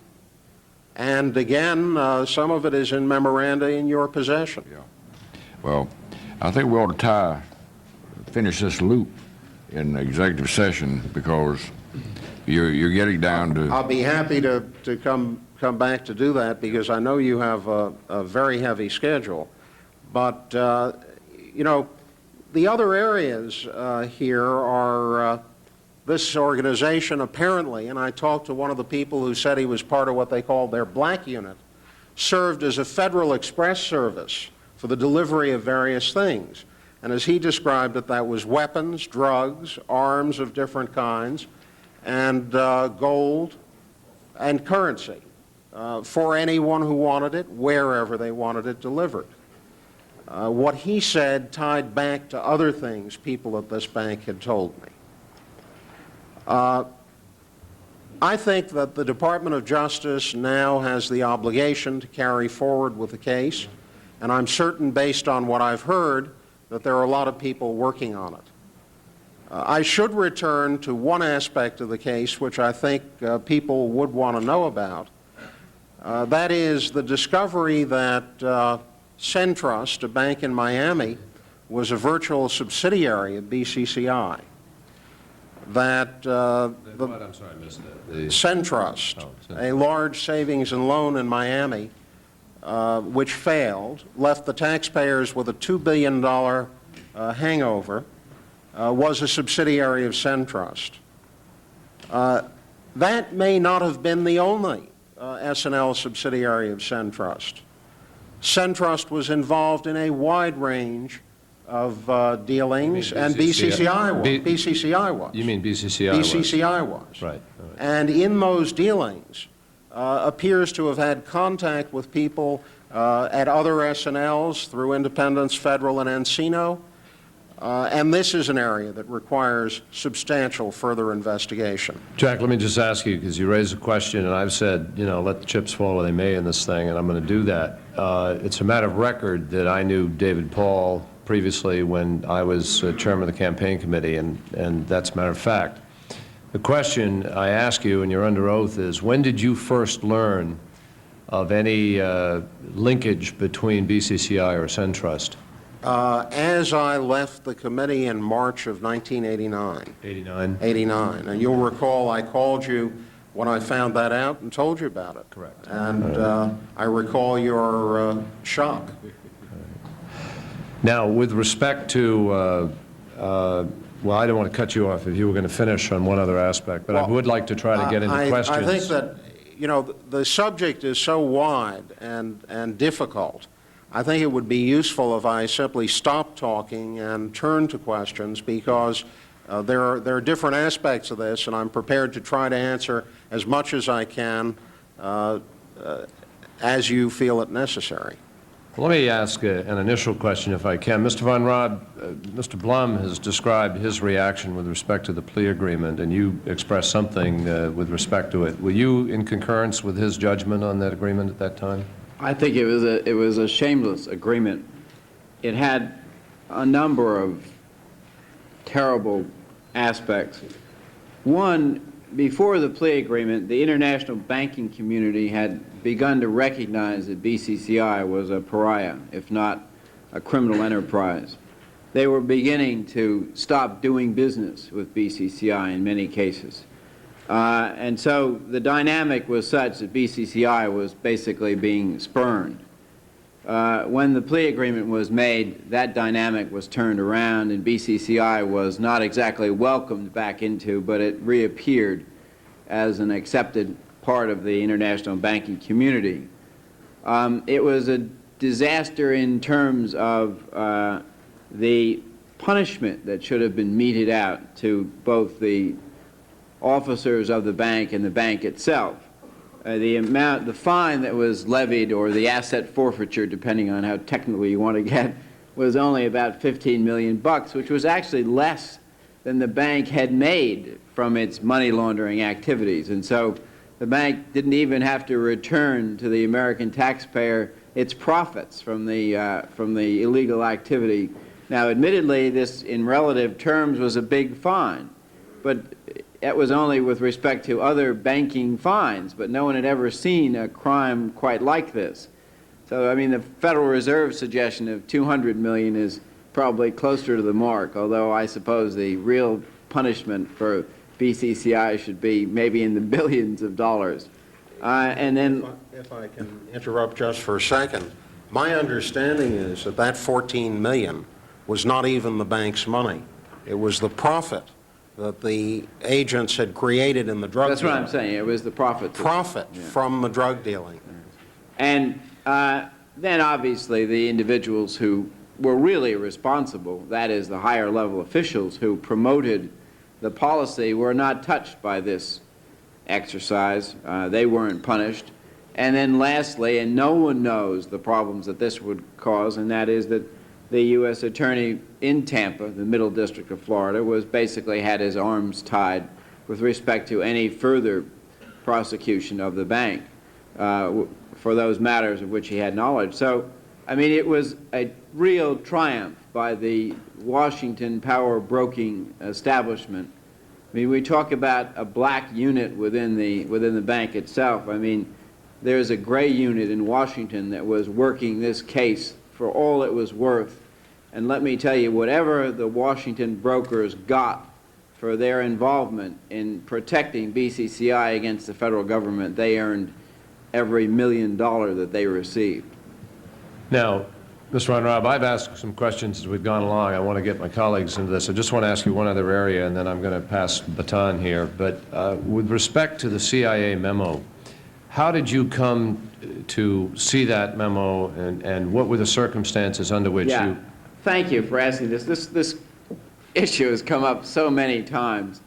When I was preparing in the final stages of the investigation to announce the BCCI case, and I wanted to get more information about BCCI, both for my own purposes as Commissioner of Customs and also to answer questions responsibly to the press, I rang up the agency, I rang up Bob Gates, and I told him what we were doing, and I asked him what he knew about BCCI, and he quipped that it was known among his colleagues, the agency intelligence services, as the Bank of Crooks and Criminals International, and that he said that he was certain that the agency had some... When was that? What was the date? This would have been September, October of '88. It would have been sometime, a short time before, right before the takedown. Before the takedown.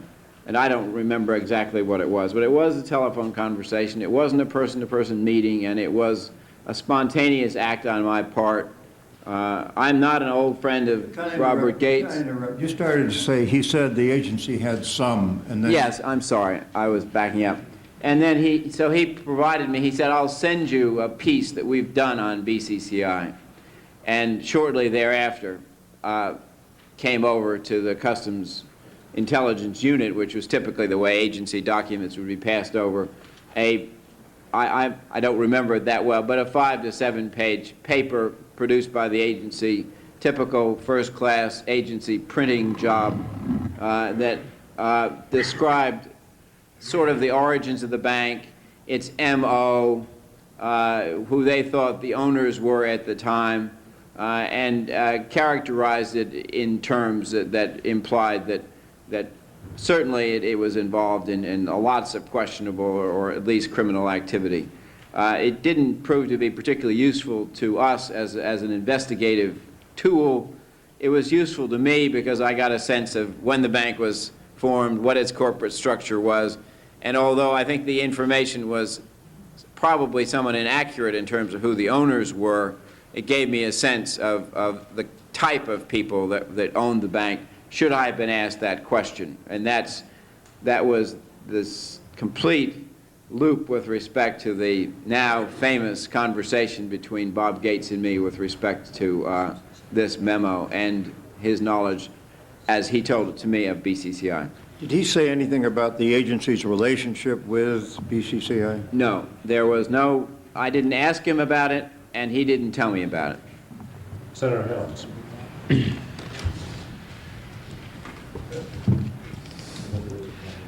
Let's get back to the British Customs seizure of a large amount of the BCCI documents.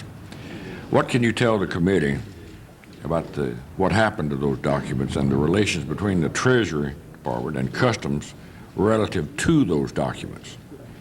Yes. Well, as part of Operation Sea Chase, the British Customs Service served warrants on the bank's offices in London and collected a fair amount of documents. The U.S. government, meaning the Customs Service, very much wanted those documents to further its prosecution in Tampa. We made those requests. We were aware, because of comments that had been made by British customs agents to U.S. customs agents, that among other things there was information in those files about Noriega that obviously made it even more interesting and exciting. The documents were subject to a number of lawsuits in Great Britain in an effort made by BCCI to prevent the documents from being given to the United States. As the lawsuits progressed, the final result was that the documents were turned over to the United States through the Customs Service. However, some time before the documents were turned over, I was prohibited by the Treasury Department from receiving any of these documents. The documents were sealed up by my own customs agents. I will admit that they did manage to pull 1 or 2 or 3 documents which they gave to me as a sort of sentimental favorite, which did describe in some minimal detail Noriega's, at least some accounts he had.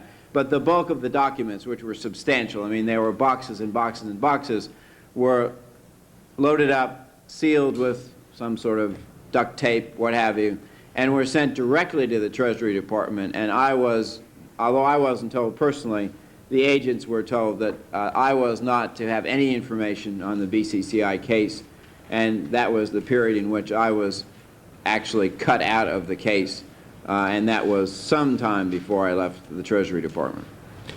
Staff just handed me a photostat of a speech I made on the Senate floor on October 14, 1988, in which I discussed what you had been doing. And, I wonder if that speech did me any good or whether it was bad for probably me. hurt you. Probably hurt you, and which was not its intent. All right, now on this September 86 CIA document, there was a report this morning, I believe it was, that Treasury was on the distribution list. Is that right? There was a regular routine scheme in which various intelligence documents were circulated among the so-called intelligence community, which were certain departments and certain agencies. Without confusing the issue too much, the Customs Service was not, quote, in the intelligence community because the Treasury Department was. And that meant that any highly classified documents were given to the Treasury Department, and it was its job to refer them to the Customs Service if they felt it was of interest to the Customs Service, which meant that we couldn't get documents on a routine matter from the agency. We could ask for them, but they always went through the Treasury Department. Well, and so it is likely that that document would have been given to the Treasury Department in a normal course of business. Whether it actually was received by Customs, I don't know the answer to that, because some of the documents that Treasury got, it didn't pass on to the Customs Service. But Willie Von Robb did not get it from Treasury. I did Willie not Von receive Robb that got document it from the Treasury Department. I got it directly from the CIA. That's right. That's the point. That's right. Somebody being screening what the Commissioner of Customs is going to see. Without implying anything sinister, there was a screening process. They regarded it as administrative in nature, but they could make a judgment as to what Customs would see. Now, let me ask you, I'm not asking you to toot your own horn, and I know the answer to this. Wouldn't it be fair to say that Customs and not the Department of Justice came up with the idea of Operation Sea Chase? Didn't that come from you? Well, you're forcing me to be somewhat parochial, but in any federal prosecution, there is an investigative agency, and the Justice Department prosecutes the case. The investigative agency could be the FBI, it could be DEA, it could be Customs. In the case of Operation Sea Chase, the sole investigative agencies were the Customs Service and the IRS. Any involvement of any justice investigative agencies was purely a matter of assistance, maybe serving a warrant one day or what have you. The operation was conducted under the supervision of an agent, a woman by the name of Bonnie Tischler in Tampa, And the involvement of the Justice Department in the BCCI investigation in Tampa was solely as the prosecuting arm. Now that's significant, but Customs and IRS were the supportive investigative agencies. And so in law enforcement parlance, this would have been called a customs case. And if anyone had suggested that this was the Justice Department case, they would have been punched out by the customs agent that was working on it. I just want to get that on the record. Now, while I went over to vote, I was filled in on your discussion about the phony wedding sting operation. That's right. Now, didn't the customs officers risk their lives in this thing? There is no question but that the nature of the drug traffickers involved, the level of money, influence, power, that all of the customs agents who were undercover were risking their lives because the people they were playing with were mean, tough, and had killed people before. Yeah. And would they have found out what was going on, they would have certainly thought about killing the agents. There's no question they were risking their lives. Well, they arrested the crooks at this so-called bachelor's party. And isn't it a fact that it was the customs officers, not the FBI, who arrested the BCCI money launderers? All of the arrests that took place in the hotel, which was the putative site of the bachelor's party, were made by customs officers with some IRS officers as well. Right. But it was the customs officers who seized the BCCI documents, right? That's correct. And when it was all over, didn't customs turn the defendants and the seized materials over to the Justice Department in one little neat package for prosecution? Isn't that about the size of it? In the simplest but accurate terms, all of that information would have been turned over by Customs to the Justice Department by virtue of its working with the U.S. Attorney's Office, who would receive all of these documents. Now, Mr. Bloom, you fitted into this thing too, and you interrupt and fill in anything that I'm leaving out. Now, there was a bond hearings for these BCCI defendants in the Tampa money laundering case in 1988, right? That's correct. And the assistant U.S. attorney stated that the defendants had bragged in secretly taped conversations, and you know all about that they had the approval of BCCI's board of directors to engage in money laundering of drug profits. Is that correct? Now, those tape recordings, and this is something that I'd like to make very clear, there are two different sets of tape recordings. Okay. One is the set of tape recordings made by the customs undercovers in the course of the investigation. Those tape recordings ended at the time of the takedown. They were no longer meeting with them and recording. Those tape recordings make some of the most interesting reading you'll ever pick up, because what you get is the people that this committee serves subpoenas on talking to the customs agents about what they're going to do about our subpoena and what they're being told by their lawyers. And if you read that tape, you'll find that Amjad Awan says to a customs undercover, he's being advised by the BCCI lawyers, in this case Robert Altman, that he's going to leave the country for Paris, never to return, so that he doesn't have to answer the subpoena and talk to us. Would my colleague yield for a moment? Sure. Just in the affidavit, which will be made a part of the record, and I will label these, we'll leave the record open for labeling so they are in consecutive order. But the affidavit signed by David Burris, who is the special agent with the IRS that you're referring to, said in his affidavit, quote, "Your affiant believes the following statutes have been violated based on the information in this affidavit. Title 21, United States Code, Narcotics Conspiracy. Title 18, United States Code, General Conspiracy. Title 18, United States Code, Financial Transaction Money Laundering. Title 18, United States Code, Transportation Money Laundering. Title 21, United States Code, Using a Communication Facility in the Process of Committing Another Offense. Title 21, Travel Act, and Title 18, United States Code, Obstruction of a Senate Investigation." And there were subsequent paragraphs referring specifically thereto. Mr. Bloom, I want you to repeat carefully and slowly what you said about Mr. Altman and the statement about leaving the country for good? Well, this was what Mr. Awan told me about what he was being advised by the BCCI attorneys. And what Mr. Awan... Would it be more helpful if the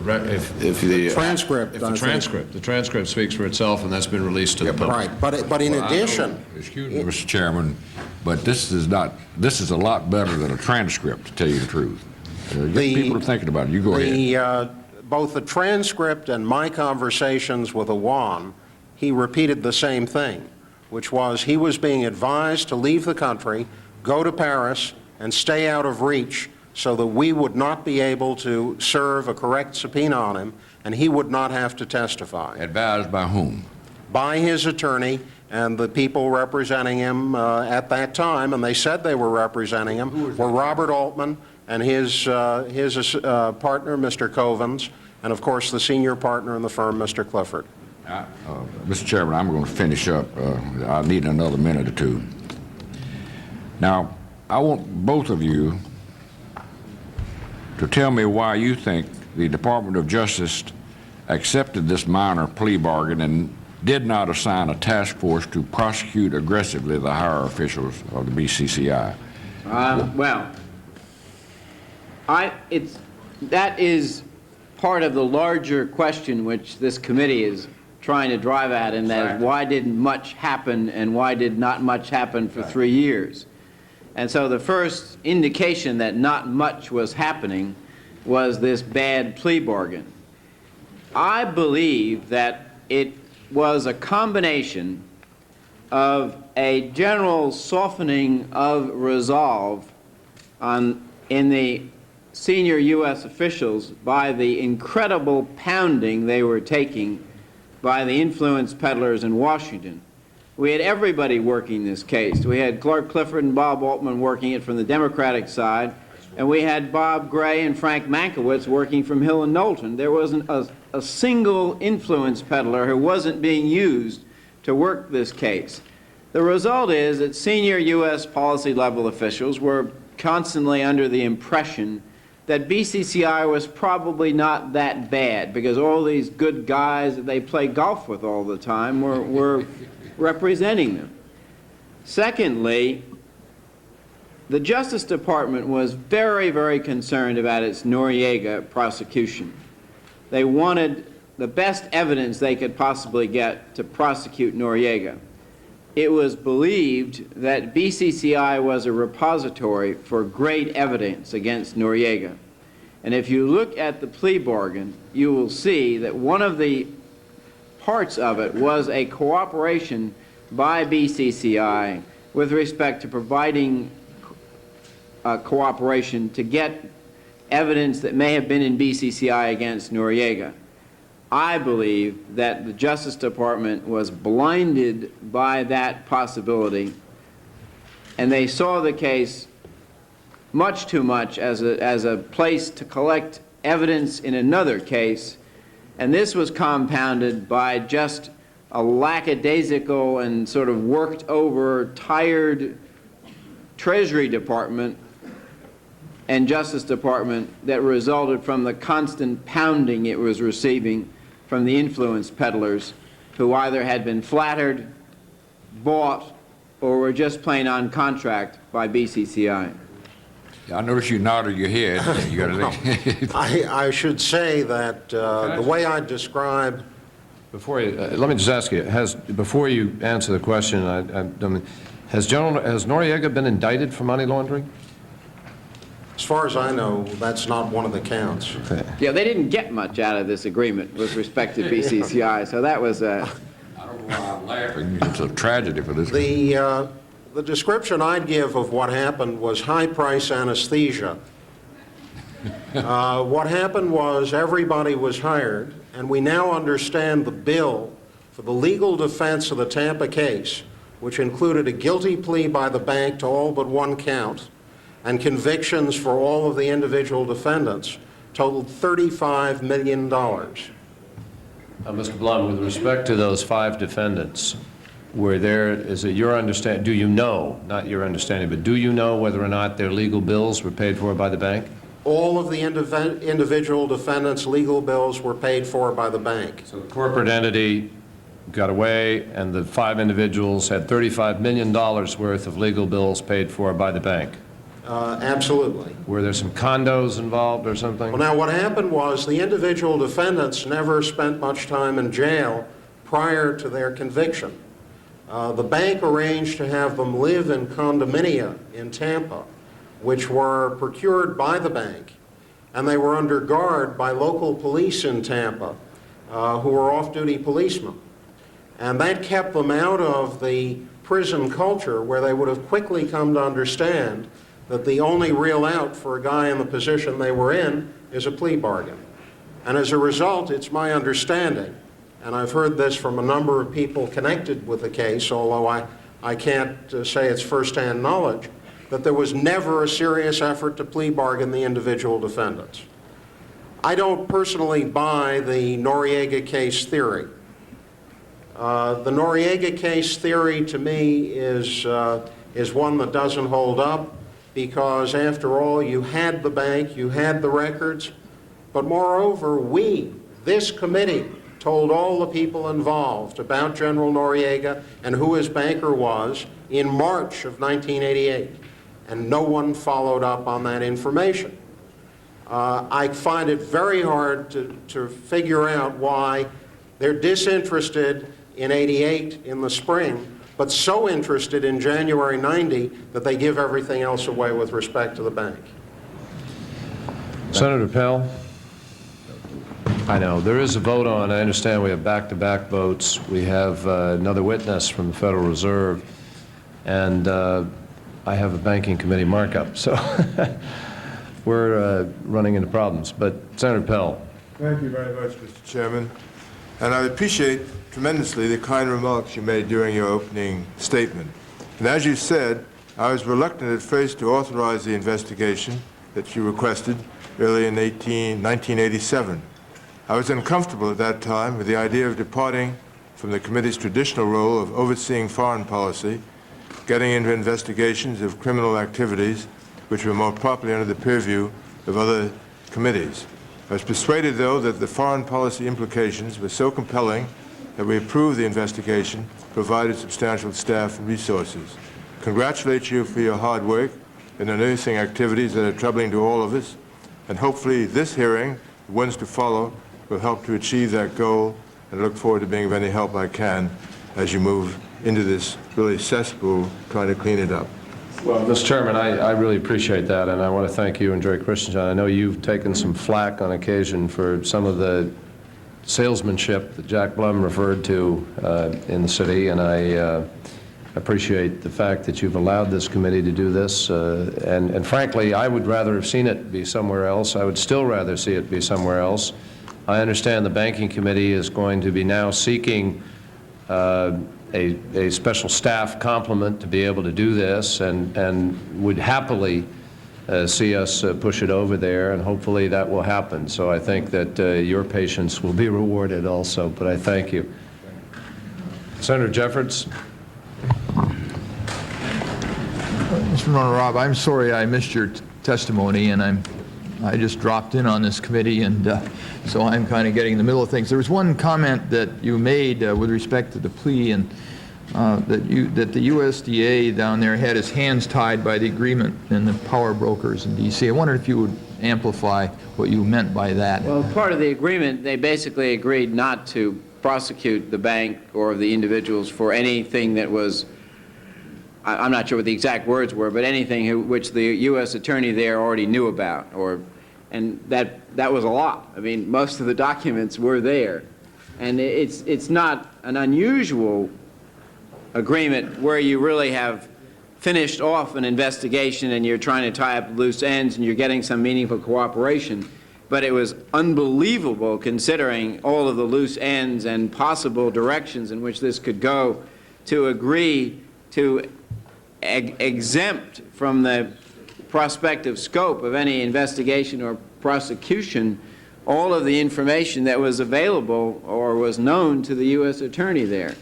It's once again a tribute to the the influence team that was marching up and down the eastern seaboard helping BCCI keep its neck off the block. Were they just pushing their influence peddling in Washington, or did they also? Oh, no, there was a team in Tampa as well. They were Washington lawyers, but they were operating there. Do you remember any of the lawyers' names that were there? I can't give you, maybe Mr. Blum knows who were actually down negotiating the plea agreement, but it's all the same crowd. I think to give you the flavor of how much was given away in that agreement. Let me ask you a question. Were any former justice prosecutors involved in that lawyering team? I believe there were a number of them. One of them was Larry Barcella for the bank, John Hume for Amjad Awan, but I really don't know the full range of people who were involved. If you were to get BCCI's Rolodex for its influence peddlers, you would have the blue chip list of Washington influence peddlers. Okay, let me ask you something. Now, you know, sort of getting at that, I apologize to my colleague, but, you know, what, I hate to say this, but what's unusual about that? I mean, doesn't every big corporation come to Washington and hire the biggest and best and hire people who can get them what they need? I don't know what's unusual about it. I was in my office when a friend of mine from Hill and Knowlton came to me and he said, Willie, he said, BCCI wants to hire Hill and Knowlton and they want me to work on it. And he said, what should I do? I said, don't work on it. It's a sleazy operation. Well, the result was Bob Gray and Frank Mankiewicz worked on it. My friend left Hill and Knowlton. So it shouldn't happen. And I think that the nature of let me ask a further question. I agree with what you said, but, and here's the but.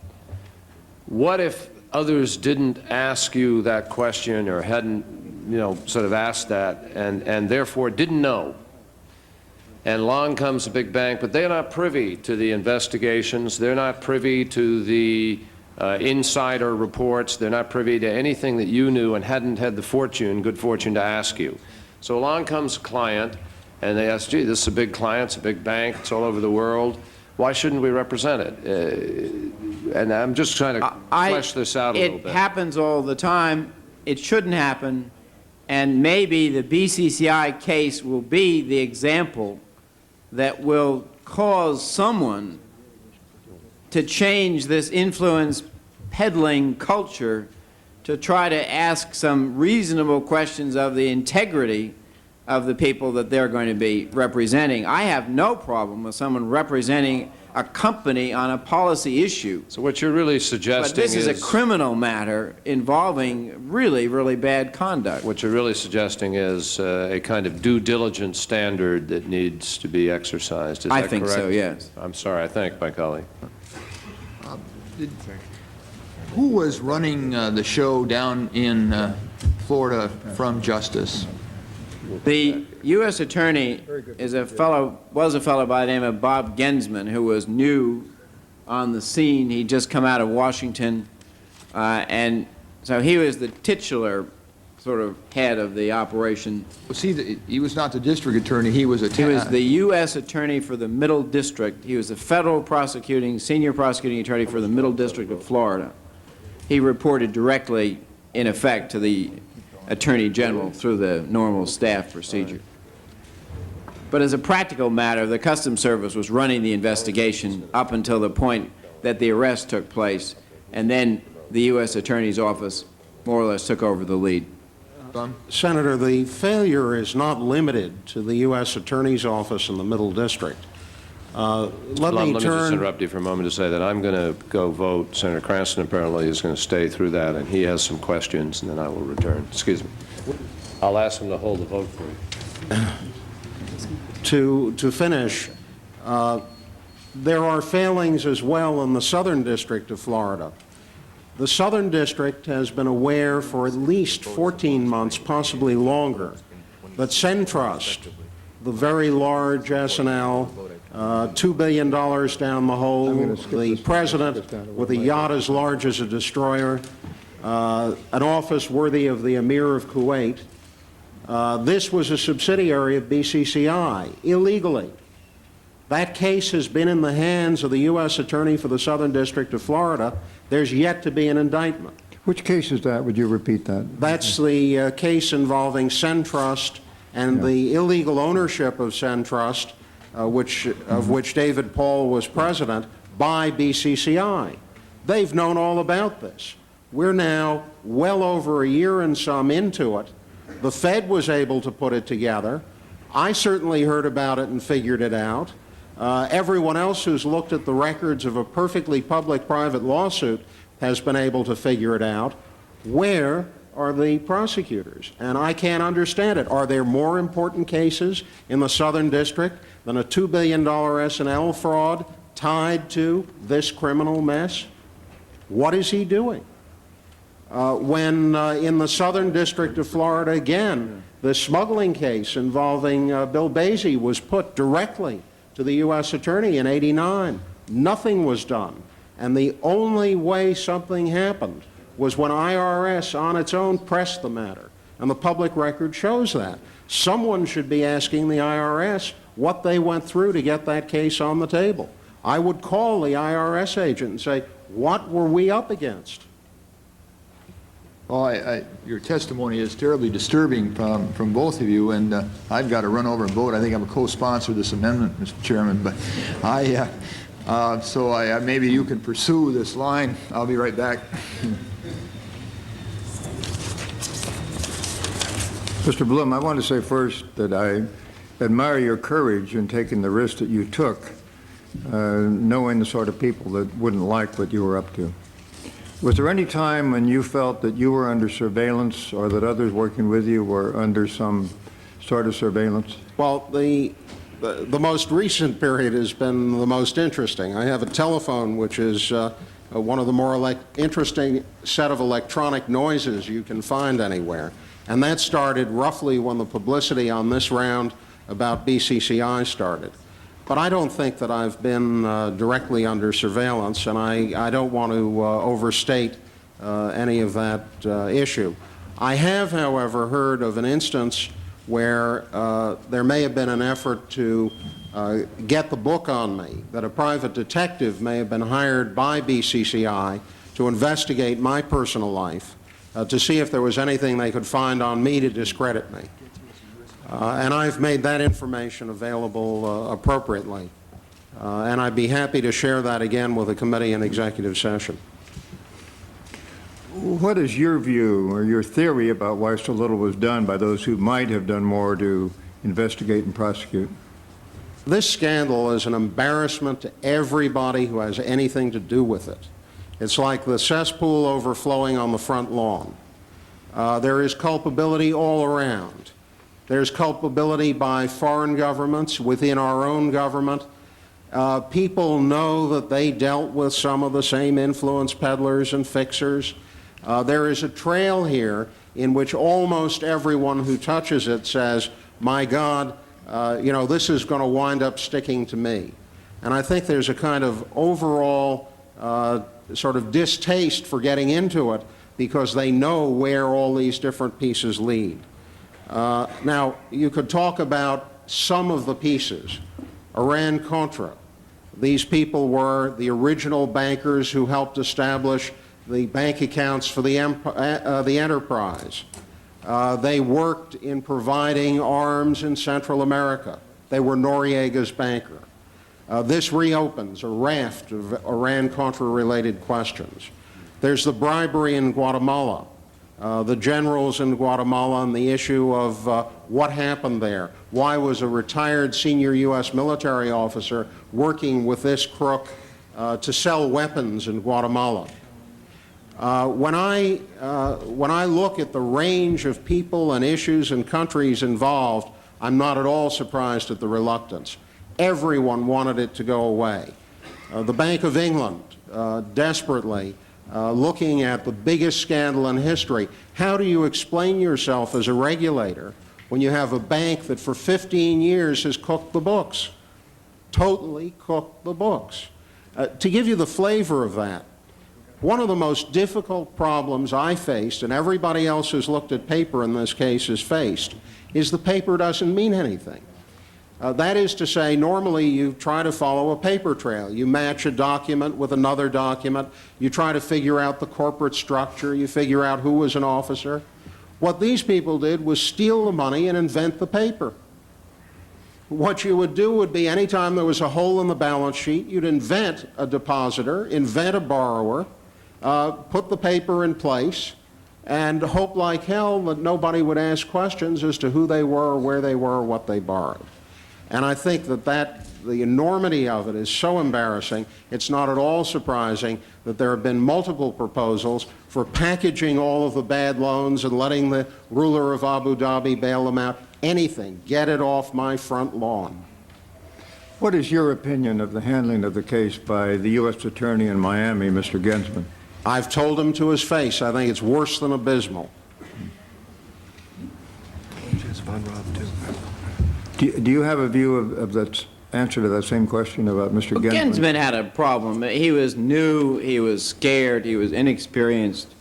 He had a red-hot case on his hands. He really was nervous about taking any decisions himself, and he was referring all kinds of decisions to the Justice Department. So I just think that his failed performance was a function of basically a lack of backbone and experience. So apart from that, I think he did a good job. When Justice was making the decision. Mr. Bloom, do you have a further? I have a further comment here. I have some documents which I'd like to have made part of the record. Deposition of Adolfo Calero in the lawsuit in Miami, which involves this arms dealer Munter Bilbezi, in which the bank is a defendant. And that lawsuit rather outlines some of the connections in Central America with the bank. And I would ask that this be made part of the record. That would be made part of the record. Also, the general who was down there helping sell the arms, General James Vaught, was deposed in the same case. And I'd like to have that deposition made part of the record. That will go on the record. There's nobody here to object. And finally, the letter, the letter that was sent by the attorney for Lloyd's in this case, with a copy to Richard Thornburg, that went to Dexter Layton, and that lays out what ought to be done and the problems here, and the investigation that should have been undertaken by Dexter Layton. Now, the important issue is this, and I tell you it's an important issue for everybody who looks at this case. The records have to be preserved. There are records everywhere. There are records in London. There are records in Miami. There are records at the Fed. There are records in, I'm sure, the Middle East and in Pakistan. People are trying to destroy, hide, and lose those records as we speak. 3 weeks ago, there was a large fire in a warehouse in London. My understanding is several firemen were injured fighting it. That was BCCI records. There are a lot of people who will be embarrassed by those records. I think every effort should be made, both by this committee and the courts, to protect the records that exist from destruction and make sure that the various agencies and committees that investigate don't come and find empty boxes. And I'd remind everyone in this room that this committee has already seen what can happen within our own government. We were in Miami in the spring of 1988. We were approached by a DEA informant. In fact, Deborah DeMoss of the minority staff was the one who he approached. And he had a box of BCCI documents he was trying to remove from Panama. He brought them to the American Embassy in Panama City. He sealed them. He came up here independently. He said if he was caught smuggling them out, they'd kill him. He got to Miami and the DEA headquarters. The box had been opened. The documents were missing. We raised it in a hearing. DEA said, we have an internal affairs investigation. To my knowledge, the documents were never found. No one was ever prosecuted. Can I add in the matter of the documents that the records this committee has subpoenaed subpoena is supposed to mean you get what you request, and that we've received as a result of those subpoenas are uniquely fragmentary and very incomplete. That's the sort of response we get from this sort of a bank. Yeah. Well, you have to understand that they begin with the proposition of being complete criminals. So the notion of, well, we'll face contempt. What's contempt when you're up for murder, delivery of weapons, and heroin dealing? And it really is trivial. That's the least of the crimes you have to worry about. So why bother sweating a mere contempt citation from Congress? One more question about U.S. Attorney Gensman. Who in Justice would have been supervising his work in this matter? The U.S. attorneys report to the Attorney General. What do you mean when you said a bit ago regarding Centrust? You said the Fed was able to put it together. Well, the Fed, in its most recent release, has linked the two banks and has made it clear, based on the records in its possession, that Centrust was effectively floated past an audit in Atlanta by the Home Loan Bank Board with money from BCCI and in connivance with key BCCI people. The Fed has that out as a public document. It's been known for months and months and months, and the U.S. Attorney is nowhere. In your opinion, did the Fed have a similar opportunity to be aware of what was transpiring in connection with the acquisition of First American and Independence Bank in California? I really am not familiar enough with the situation of the Federal Reserve to tell you what they knew or what they should have known and what in fact they should have done about it. I can say this. I've heard that the Fed has its share of extraordinarily interesting documents, and you might want to ask them about an audit they did of First American Bank, which I've heard includes information about payoffs in Washington, and the lists that they appear to have seen of people who were paid off by the bank, and where those lists are and who they've given them to. Well, we will most certainly follow that lead. As you know, when pressure began to be put on Panama's General Noriega for his participation in illicit narcotic operations, many of these enterprises moved south, and particularly to southern South America. What can you tell us about this, and do you make a connection between this activity and the decision of BCCI and people like Mr. Ferron to invest in countries like Argentina, Chile, and Uruguay?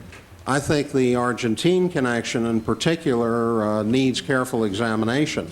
Mr. Ferron moved south as the money opportunities move south. He has engaged in debt equity swap. He has been involved in a wide range of dealings financed by BCCI in Argentina, and I would argue that that merits careful investigation. I don't have personal knowledge of it, but I can tell you from the patterns I've seen emerge that an investigation would be fruitful. There was talk a few years ago back in Argentina of setting up an offshore banking zone. Do you believe that proposal had anything to do with Mr. Ferron's presence in Argentina? The first time I heard the idea, believe it or not, of an offshore banking zone was when Robert Vesco tried to persuade Muammar Gaddafi to open one up. The idea of a place where there was no bank regulation at all has appealed to international crooks and con men for a long time. I have talked to people from Argentina who maintain that that was a particular project of Mr. Ferron's, that he wanted an international bank zone between Paraguay and Argentina, and that he'd have an opportunity to move in there. I really don't know more about it than the comments I've heard. There have been allegations that Argentina, during its military rule, and Libya under Gaddafi, and Pakistan used BCCI in their effort to construct a nuclear device. Do you have any information on that? I don't, but again, the people involved in BCCI who I've talked to have suggested that that was probably the case. They don't have firsthand knowledge. What has to happen is this has to be probed through. We have to get those bank people, they have to be put under oath, and they have to be given the opportunity to tell the story. I think we're going to find out an awful lot. Look, I was told in one meeting about BCCI helping finance and ship Scud missiles from North Korea to Syria, assist in the movement of Chinese silkworm missiles from China to the Middle East, handle the financing and the payoffs involved in the purchase of Chinese armaments in many parts of the world. I found it extraordinary that the government of China, and apparently it had to have been the government of China, intervened to block the closing of the Hong Kong branch of BCCI.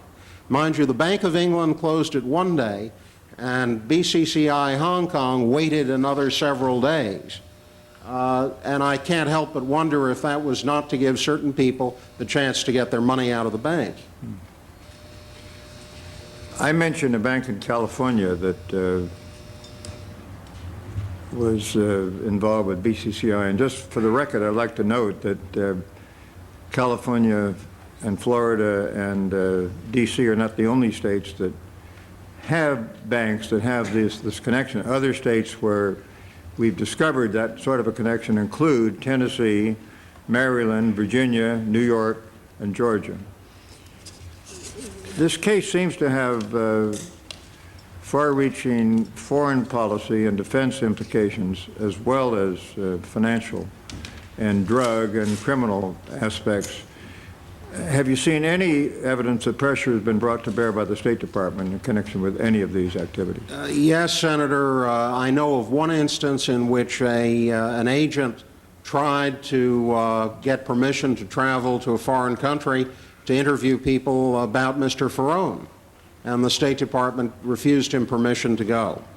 The State Department gets a final sign-off on the travel of law enforcement people to foreign countries. There's a second thing which I found utterly astonishing. Serendipitously, when I left the committee in March of 1989, I was invited by the United States Information Agency to travel to Thailand and Pakistan to talk about narcotics law enforcement issues. When I got to Pakistan, I found the ambassador was rather upset with the idea of my coming because he figured out that I was associated with the BCCI matter. My visit then planned to Islamabad was quickly canceled, and I was advised not to talk about BCCI while in country. Advised by whom? By the USIA people, and I believe there are a series of unclassified cables that lay that out. But more astonishingly, I talked in country to State Department people who said, oh yes, we know all about the linkages between the government and the bank and all kinds of things. And it was clear that the State Department in Pakistan was way ahead of the Justice Department in Tampa. I would guess that there's a need for closer coordination between the two. There seems to be a need for a lot more coordination on a lot of fronts.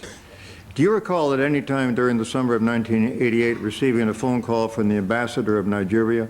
I did. Could you describe that conversation? He said, my president asked to call. What can you tell me about BCCI? It's rather astonishing when you're a member of the Senate staff and an ambassador of a country calls you by name and says the president of his country called him to call you. I've never met the president of Nigeria. Did you, during the same time, receive a phone call from the President Seaga of Jamaica? We had a hearing, and that was another time in which BCCI was mentioned, in which one of our witnesses testified that there had been a lot of money laundering through Grand Cayman. His name was Lee Rich. And one of the things he said was that high officials in Jamaica, particularly Prime Minister Seaga, then Prime Minister Seaga, had done it through Grand Cayman. I received an astonishing telephone call from the Prime Minister himself, lambasting me for allowing this guy to make a remark he made absolutely off the cuff. I think it was to an open-ended question from Senator Kerry. I think now we discover that Jamaica had central bank deposits at BCCI. The Jamaica State Oil Company, Jam Oil, banked with BCCI, and a series of people closely connected with Jamaica have been BCCI's good customers in Boca Raton. I think that bears further investigation and discussion. Apparently, the government of Jamaica had its connections with BCCI too. Is that correct? Well, that would be the central bank deposits. Yeah.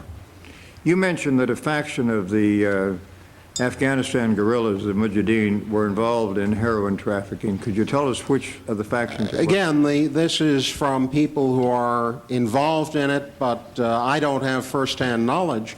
It's the faction controlled by Gulbuddin Hekmatyar, which is the faction we have supported. There's been some reporting on that. I think there should be a lot more.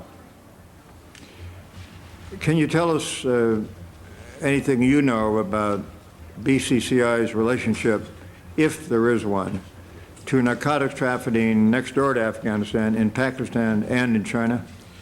It's very hard to say, except that the people I've talked to at the bank, again, one who was a participant in the black unit, said the branch networks in China were established to service the needs of people who were smuggling heroin out of southern China. BCCI was one of the very few private banks operating in southern China. As far as the relationships in Pakistan, people have said that that is the core of the matter, and that we should be looking as an investigative matter about the links between the bank, the Pakistani government, and the Pakistani military, and particularly the links with the monies we've expended in support of the war in Afghanistan through that military. Do you have any indications that the late military strongman dictator Zia tolerated or benefited in any way from these activities? I've been told that Zia and Mr. Abadi were very close friends, to the point where when he had a severe coronary, it is said that Zia left a state dinner to be at his bedside. Beyond that, I can't offer you anything. Given the revelations that were made yesterday by Senator Kerry concerning CIA knowledge of BCCI activities, looking in retrospect, what do you think was the relationship between BCCI and U.S. government agencies, including CIA and any others? Senator, I'm terribly reluctant to speculate about who and which and how. I know that there are many people, particularly at the CIA, who thought very badly of this organization. Whether there were other intelligence people who were involved in it is very hard to sort out. However, we can say that there are links back to what appear to have been the old network that was being run out of the NSC. And whether that continued, whether there's information in this bank that that network continued, I can't answer. But I think that's a matter for serious inquiry. Thank you very much for your responses. I should add one thing on the nuclear weapons issue you asked me about. The man involved with the bank that is now being sued in Miami, Bill Basie, was in fact involved in an attempt to sell enriched uranium to South Africa, from South Africa. And that was supposed to go into a Middle East country. And there are documents to that effect in the case in Florida. Now, whether the bank was involved in it, I can't say, but Bill Basie's brother was the branch manager in Jordan, and Bill Basie was the reason for their operation in Boca Raton, and he was at the center of a whole range of business that the bank was involved in. Was that supposedly going to a Middle East country en route to South Africa? No, it was from South Africa to a Middle East country. Did the Hong Kong and Shanghai Bank have a relationship with BCCI as far as you know? I really can't speak to that. I haven't seen the documents. I want to get back to you with one question a bit later after a joint question for you and Mr. Van Raab. And Mr. Van Raab, I want to compliment you too on your perseverance and your diligence and the fine record you have of trying to get to the bottom of things and working so hard on fronts like this. There have been allegations that Argentina, during its military rule, and Libya under Gaddafi and Pakistan, this is a question I put also to Mr. Bloom, used BCCI in their effort to construct a nuclear device. Obviously, given the facts that the fact that the administration is now unable to certify that Pakistan does not have a nuclear device, this charge is very, very grave. Do you have any information on? No, I don't have any information on that. In 1983, a Dutch court convicted Dr. Abdul Qadir Khan, the chief of Pakistan's nuclear program, on charges of stealing blueprints for a uranium enrichment factory. A similar plant was then built in Kahuta in Pakistan. According to the British newspaper The Guardian, Khan's lawyer, a former Pakistani justice minister, was paid by the bank. Do you know anything about that case? No, I don't. If you do at any point, please say so. I don't. In 1984, Nazir Baid, 3 Pakistanis were indicted in Houston with attempting to buy and ship to Pakistan high-speed switches, instruments that could be used to trigger nuclear weapons. According to The Guardian, the trio offered to pay in BCCI supplied gold. Do you know anything about that? That would have been a customs case. I don't recall from the time when I was there and the case was being conducted that BCCI came up in that, but in fairness, BCCI was not quite the household word that it is today, and therefore it may or may not have, and I think the best way to look at that would be to ask the present Customs Administration to review that file and see whether it came up. I'm sure if it did, it's still in the file. I'd like to ask about just 2 more cases. In '87, 2 Americans, Rita and Arnold Mandel, were, together with a Hong Kong businessman named Leung Yu Hung, indicted by the U.S. Attorney in Sacramento, California, on charges of illegally exporting to Pakistan nearly $1 billion worth of oscilloscopes and computer equipment for Pakistan's nuclear program. It's reported that 15 shipments were made between July '82 and August '83 through Mr. Leung's fortune company in Hong Kong to a Pakistani company called Aftab Brothers. Do you have any evidence of BCCI involvement in that transaction? I don't have any evidence of their involvement or lack of involvement. I just don't know the answer to that. Yeah. I'm told there are court records to that effect. Okay. Finally, a Pakistani-born Canadian, Ashad Pervez, was indicted in Philadelphia of conspiring to export to Pakistan restricted specialty steel and metal, which can enhance a nuclear explosion.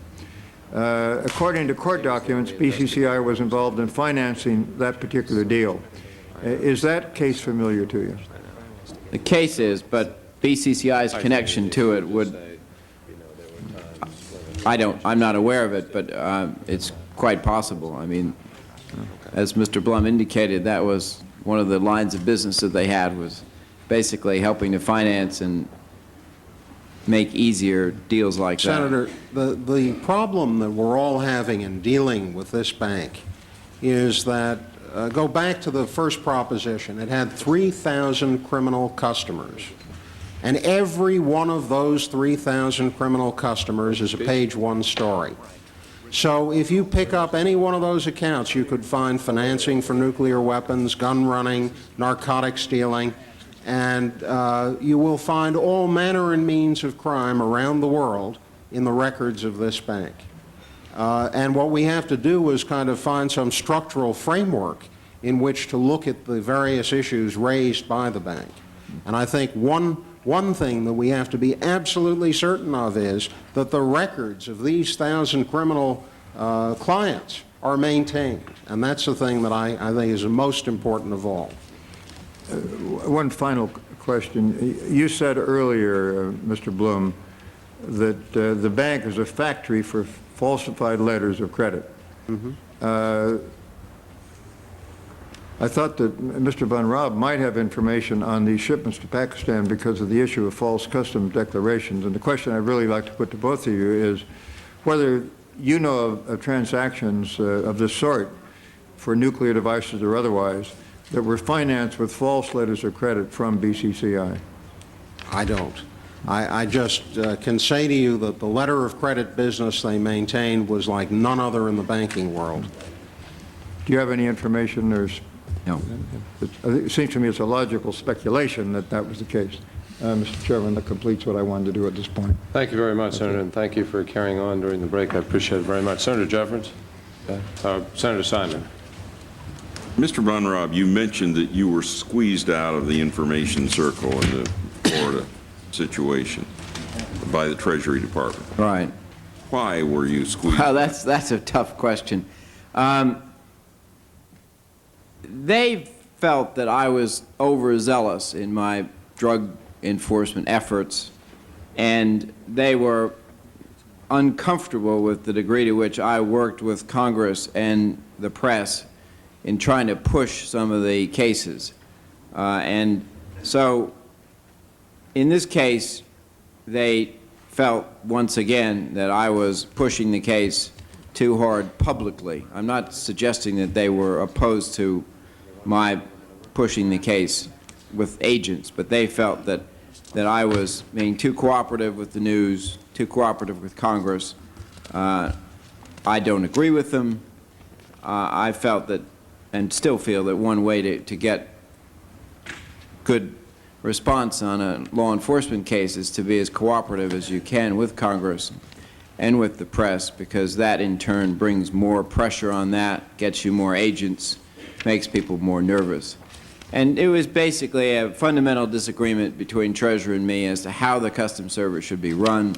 They wanted it run quietly, on a much more low-key basis, and I felt that drug enforcement had to be run at the highest energy level. We split there, and one of the areas in which we had a disagreement was on the BCCI case. Mr. Bloom, would you agree with that assessment? I really don't know what happened. I know that the public zeal for drug law enforcement tapered off considerably as we moved into the new administration, and the issue began to get much lower profile attention. I think what happened may have been associated with it, but I really don't know what happened inside the Treasury Department. I have heard that the battalion of lawyers involved went to great lengths to isolate people who were very hot on this case. I simply don't know whether they got to anybody at Treasury. Mr. Von Raab, do you know who at Treasury made the decision to keep you out of the information circle? No, but it would have, I reported to the Secretary of the Treasury, so, it certainly wasn't some GS-9. It was certainly at least him or his deputy. It had to be at the very highest level? Yes. And who was Secretary of the Treasury at the Brady. time? Mr. Bloom, if and I regret I was over voting when the two African questions came up. One while I was here, South Africa. Was this a South African bank that was involved, or one of the branches of BCCI, or the South African government? What happened was an arms dealer who was connected with the bank, whose brother was a branch bank manager, who was a major bank customer, was involved in an effort to sell the enriched uranium from South Africa to the Middle East. And that's in documents which are in the court in Miami. And was there any South African governmental involvement? I really can't speak to that. I can only speak to the telexes that this arms dealer had. So what you have to do is look at that and then go back and see whether it married any kind of reality on the other side. There's one cautionary note I should put forward here. What we've discovered in looking at documents is sometimes these documents don't mean anything. So, for example, inside the bank, you'll find documents saying so-and-so borrowed $400 million. Well, they didn't. The loan documents and the files were created for the express purpose of creating assets on the books where there were none. And it's that kind of thing that's very, very troubling. I think you're getting a little additional information there.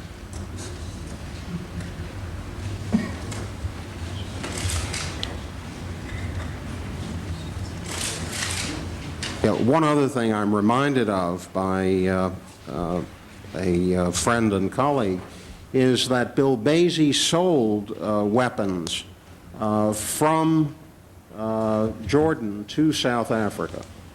And he has a long record as an arms dealer, and he was a close colleague of the banks. And this would have been approximately what time period? 70 in the 70s, 75, mid-70s. So it was well before the de Klerk regime there. And my colleague, while I was overvoting, asked about Nigeria. I chair the African subcommittee. If you don't mind. Well, BCCI is the largest private bank in Nigeria. BCCI has more branches than any other bank in Nigeria, and BCCI lent the Nigerian government $1 billion to get around requirements put on it by the IMF. There are extraordinarily close relationships at all levels of the Nigerian government with BCCI. And what I had pointed out was that I had been called when this investigation was going on by the Nigerian ambassador, who had been asked to call by the president to say, you know, what's happening here? What are you guys doing with respect to BCCI?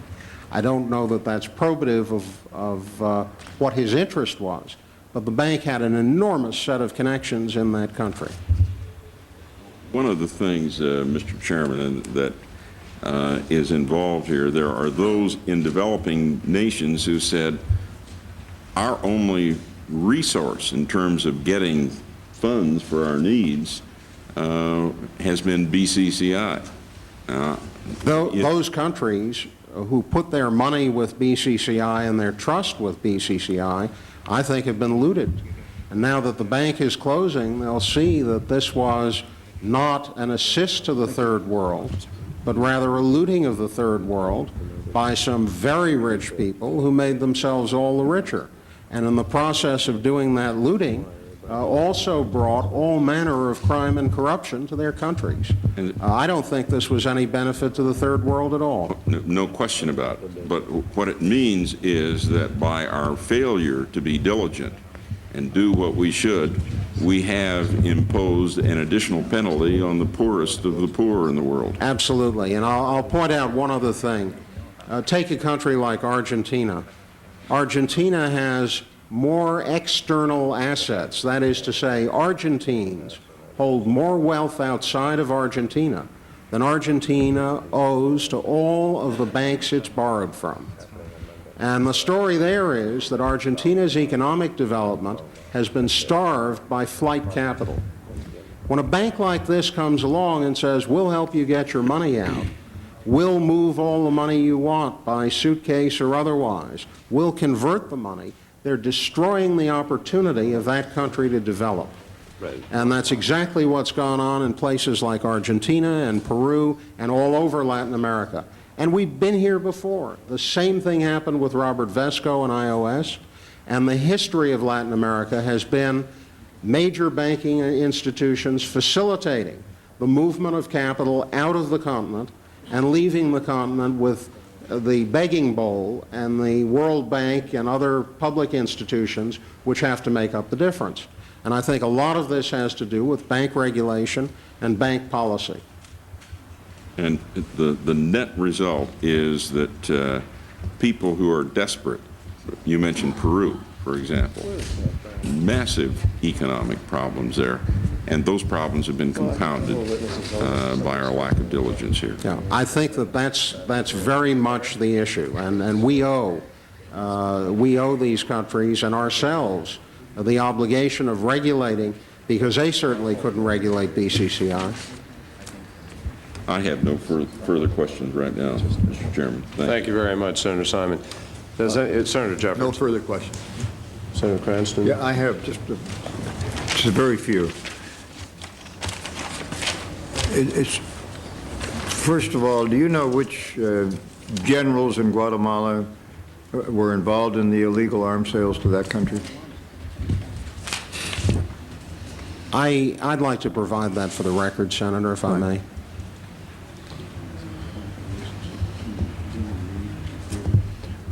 What can you tell us about the knowledge or lack thereof of BCCI activities in the third world countries by the World Bank and IMF officials? Well, one of the areas that is going to have to be examined carefully is BCCI maintained a huge representative office in Washington. That representative office spent a lot of time dealing with the World Bank. I am very curious about the nature of those dealings. I don't know what was going on there, but I'd certainly like to. I know, too, that the BCCI people spent a lot of time cultivating the United Nations. Perez de Cuellar was flying around in their airplane. When the UN couldn't afford to transport him in appropriate style, it was the BCCI jet that carried him around. The UN lost money in BCCI. They obviously got very close to the major international organizations and institutions. And the question is, to what end and for what purpose? Let me finally put this question to both of you. The premise first, it's bad enough that we have this corruption and criminality in financial circles in our country and elsewhere. It's bad enough that many innocent individuals have lost their fortunes or significant parts of their fortunes by making ill-advised deposits in this bank.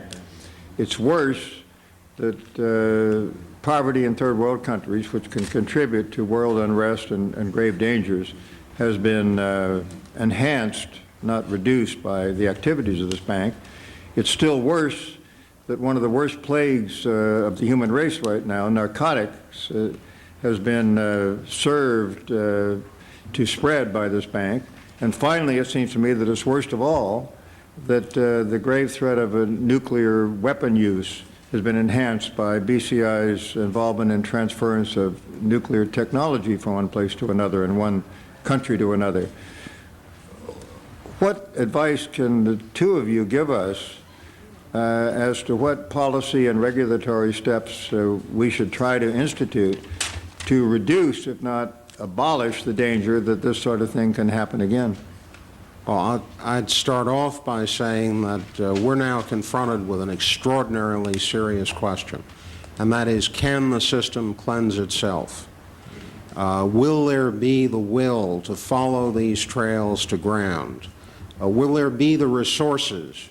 Will the various prosecutors and agencies of government in fact cleanse themselves and not be so embarrassed by past errors that they find it difficult to really do the mop-up and the cleanup? I think that's the first question. The second one is we can't go to sleep at the switch. You can't tell the regulators, look, this is business, we're not going to look at it. You can't walk away.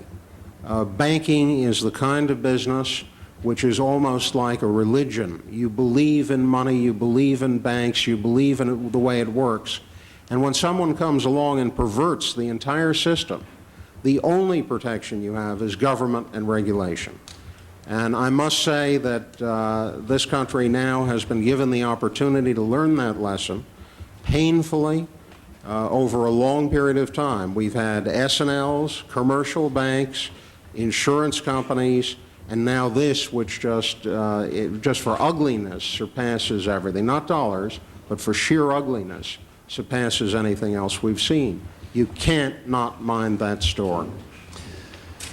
Mr. Van Raab. Well, there are two other points that strike me. One is regardless of the slowness of law enforcement in responding, it's quite clear that they didn't have a mechanism or anything else with which to deal with this. I mean, we basically relied on the press, Congress, everyone else to develop information. And yet, the government itself, you would think, could start to pull together some of that information. I, in a small way, tried to establish this very minimal international money laundering team, which we called Operation Sea Chase. And the Treasury Department began to fumble with the issue of a central repository for collection of data,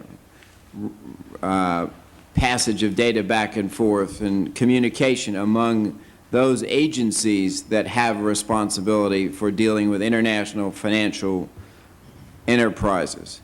Someone has got to breathe some life into that, because the problem of international financial transactions is more and more significant with respect to any activities, criminal activities, whether they be the bilking of Nigeria's treasury or whether they be arms deals from one country to the other.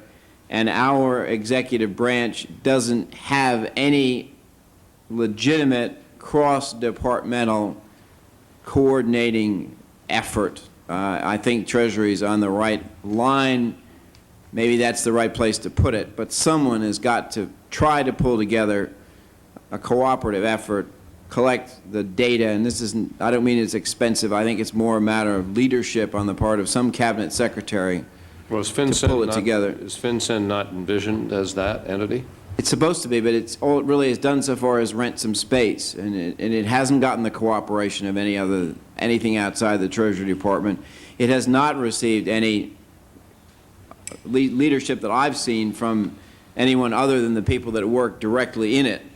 So I think that should be looked at as to why we don't have something that could at least pull some of this that you're trying to pull together. I mean, it's very nice that you're doing it, but really it should be the executive branch. And then secondly, I just think it's a real problem in Washington, and that is foreign influence being brought to bear on the executive branch. Whether it's a matter of tariff rates on trucks coming into the United States, or whether it's a matter of a foreign financial enterprise being protected by hiring lots of important people, that just shouldn't happen. We should be able to take care of our own affairs without having hired guns paid enormous sums by people from outside the United States who desire to bilk or to defraud or in some way to pull the wool over our eyes. And I don't know how you do that. I don't know if you do that by... Well, let me ask you a question on that, if I can interject. I mean, you know, the marketplace, I'm coming from a strange place, but the marketplace is the marketplace, and people have a right to push their ideas and hire people to push their ideas, and it's always been a reality. Is that the problem per se? I mean, I'm not sure you can outlaw, or is it the problem that those who are there to serve as the watchdogs, those who are there to regulate, those who are there are not doing that part of the job? The problem is that in too many cases, those who are regulated are afraid of the influence that the people who are attempting to change their minds have. I mean, if Bob Gray or Frank Mankiewicz goes to somebody and talks about something, they realize that they're going to be at dinner the next night at the White House. Or if Clark Clifford goes to see somebody, he realizes that at the next important Democratic meeting, Clark Clifford will be there, and he's afraid of what's going to happen. And I don't know how you do it. I hesitate to say that you should prohibit it, but someone should give a strong talking to the men and women in Washington who we look up to, but who are doing nothing but selling their reputations to foreigners who want to make a quick buck. Senator Simon. Yes, I'd just like to thank you both. You're two remarkable Americans. I join in that sentiment, but let me ask you this. Ultimately, you said we need a watchdog. Ultimately, the watchdog on law enforcement in this country is the Justice Department. Do we need some restructuring there? Has the Justice Department done an adequate job in this field? I didn't say we needed a watchdog. Senator Kerry said we needed a watchdog. Someone did. All right. I don't think that the fundamental structure is wrong. I just think that somehow the concept of public service for its own good has got to be brought back, and we cannot continue to hold people in high regard because they're rich and they're powerful. That in turn converts to influence, and that in turn converts to venal and corrupt activity, and maybe that's what's happening in Washington. And if you look at the important names who have assisted BCCI in this, they are all embarrassed. But I wonder if they would do it again. But if it is not a structural change that is needed, what you're saying is clearly there is a change in will that is needed. That's right. I need to ask you both. Senator Brown does have a few questions. We'd like to tide you over till 2 o'clock if we can for a brief period of time. Then we'll do Mr. Mattingly. And I think we're going to have to adjust on the question, and Mr. Taylor, and we'll have to adjust on the question of the subsequent portion of the testimony. I think Mr. Bloom was going to answer. I just had one point I wanted to add to your question about what do we do. I worked with Senator Kerry. It was his amendment on the issue of drug money laundering and how we were going to get some international agreements that would begin to rein in the money laundering operations. And I've watched how the State Department has danced and waffled and woven and failed to deliver up on the necessary agreements that would begin to get a handle on this. Then the question is, how do you hold them accountable? What do you do when an administration says, hey, that's a law, but we don't care, we're not going to do it, or we'll do it so slowly it's largely irrelevant? We've got to find some answer to that. There's got to be better accountability. And I don't know quite what the answer is, but it's at the heart of the system of checks and balances. And right now, Congress is losing that one. Congress doesn't have the tools to force accountability and bring people to book when they don't deliver. You can hold a hearing, you can embarrass them for a few minutes, but it's gotten so bad they don't even come to hearings anymore. Let me just say to both of you that I appreciate your testimony very much. You will be back at 2 o'clock and maybe return on another occasion depending on developments here. The committee will be following up, as I said, with Mr. Clifford, Mr. Altman, and others in September. But let me just say one thing. You know, I know personally that what you've said is difficult. I guess you sort of cast caution to the wind, and it's no fun being a target. And both of you, by being direct and being blunt, obviously not going to win friends, and there are those who are going to try to attack you, attack the process, and so forth. I want to express my appreciation for your bluntness. We need some bluntness around here. And we need people who are willing to tell it like it is and do something about it.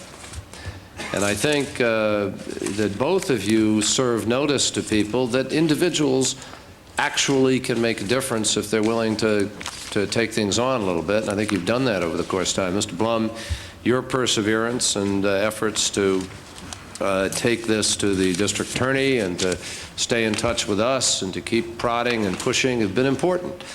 And I think you deserve enormous credit for the courage that you displayed during the course of the investigation, the risks you took on occasion. And I know about those personally from that time. Mr. Van Raab, I know exactly what happened to you. And I was here on this committee, and I was chairman of narcotics, and I was very much involved in the early effort of the drug war, and I helped draft the 2 drug bills we passed. And I've seen what's happened to that effort. And you've been willing to suffer, you know, the slings and arrows by virtue of your decision to speak up, and that's painful.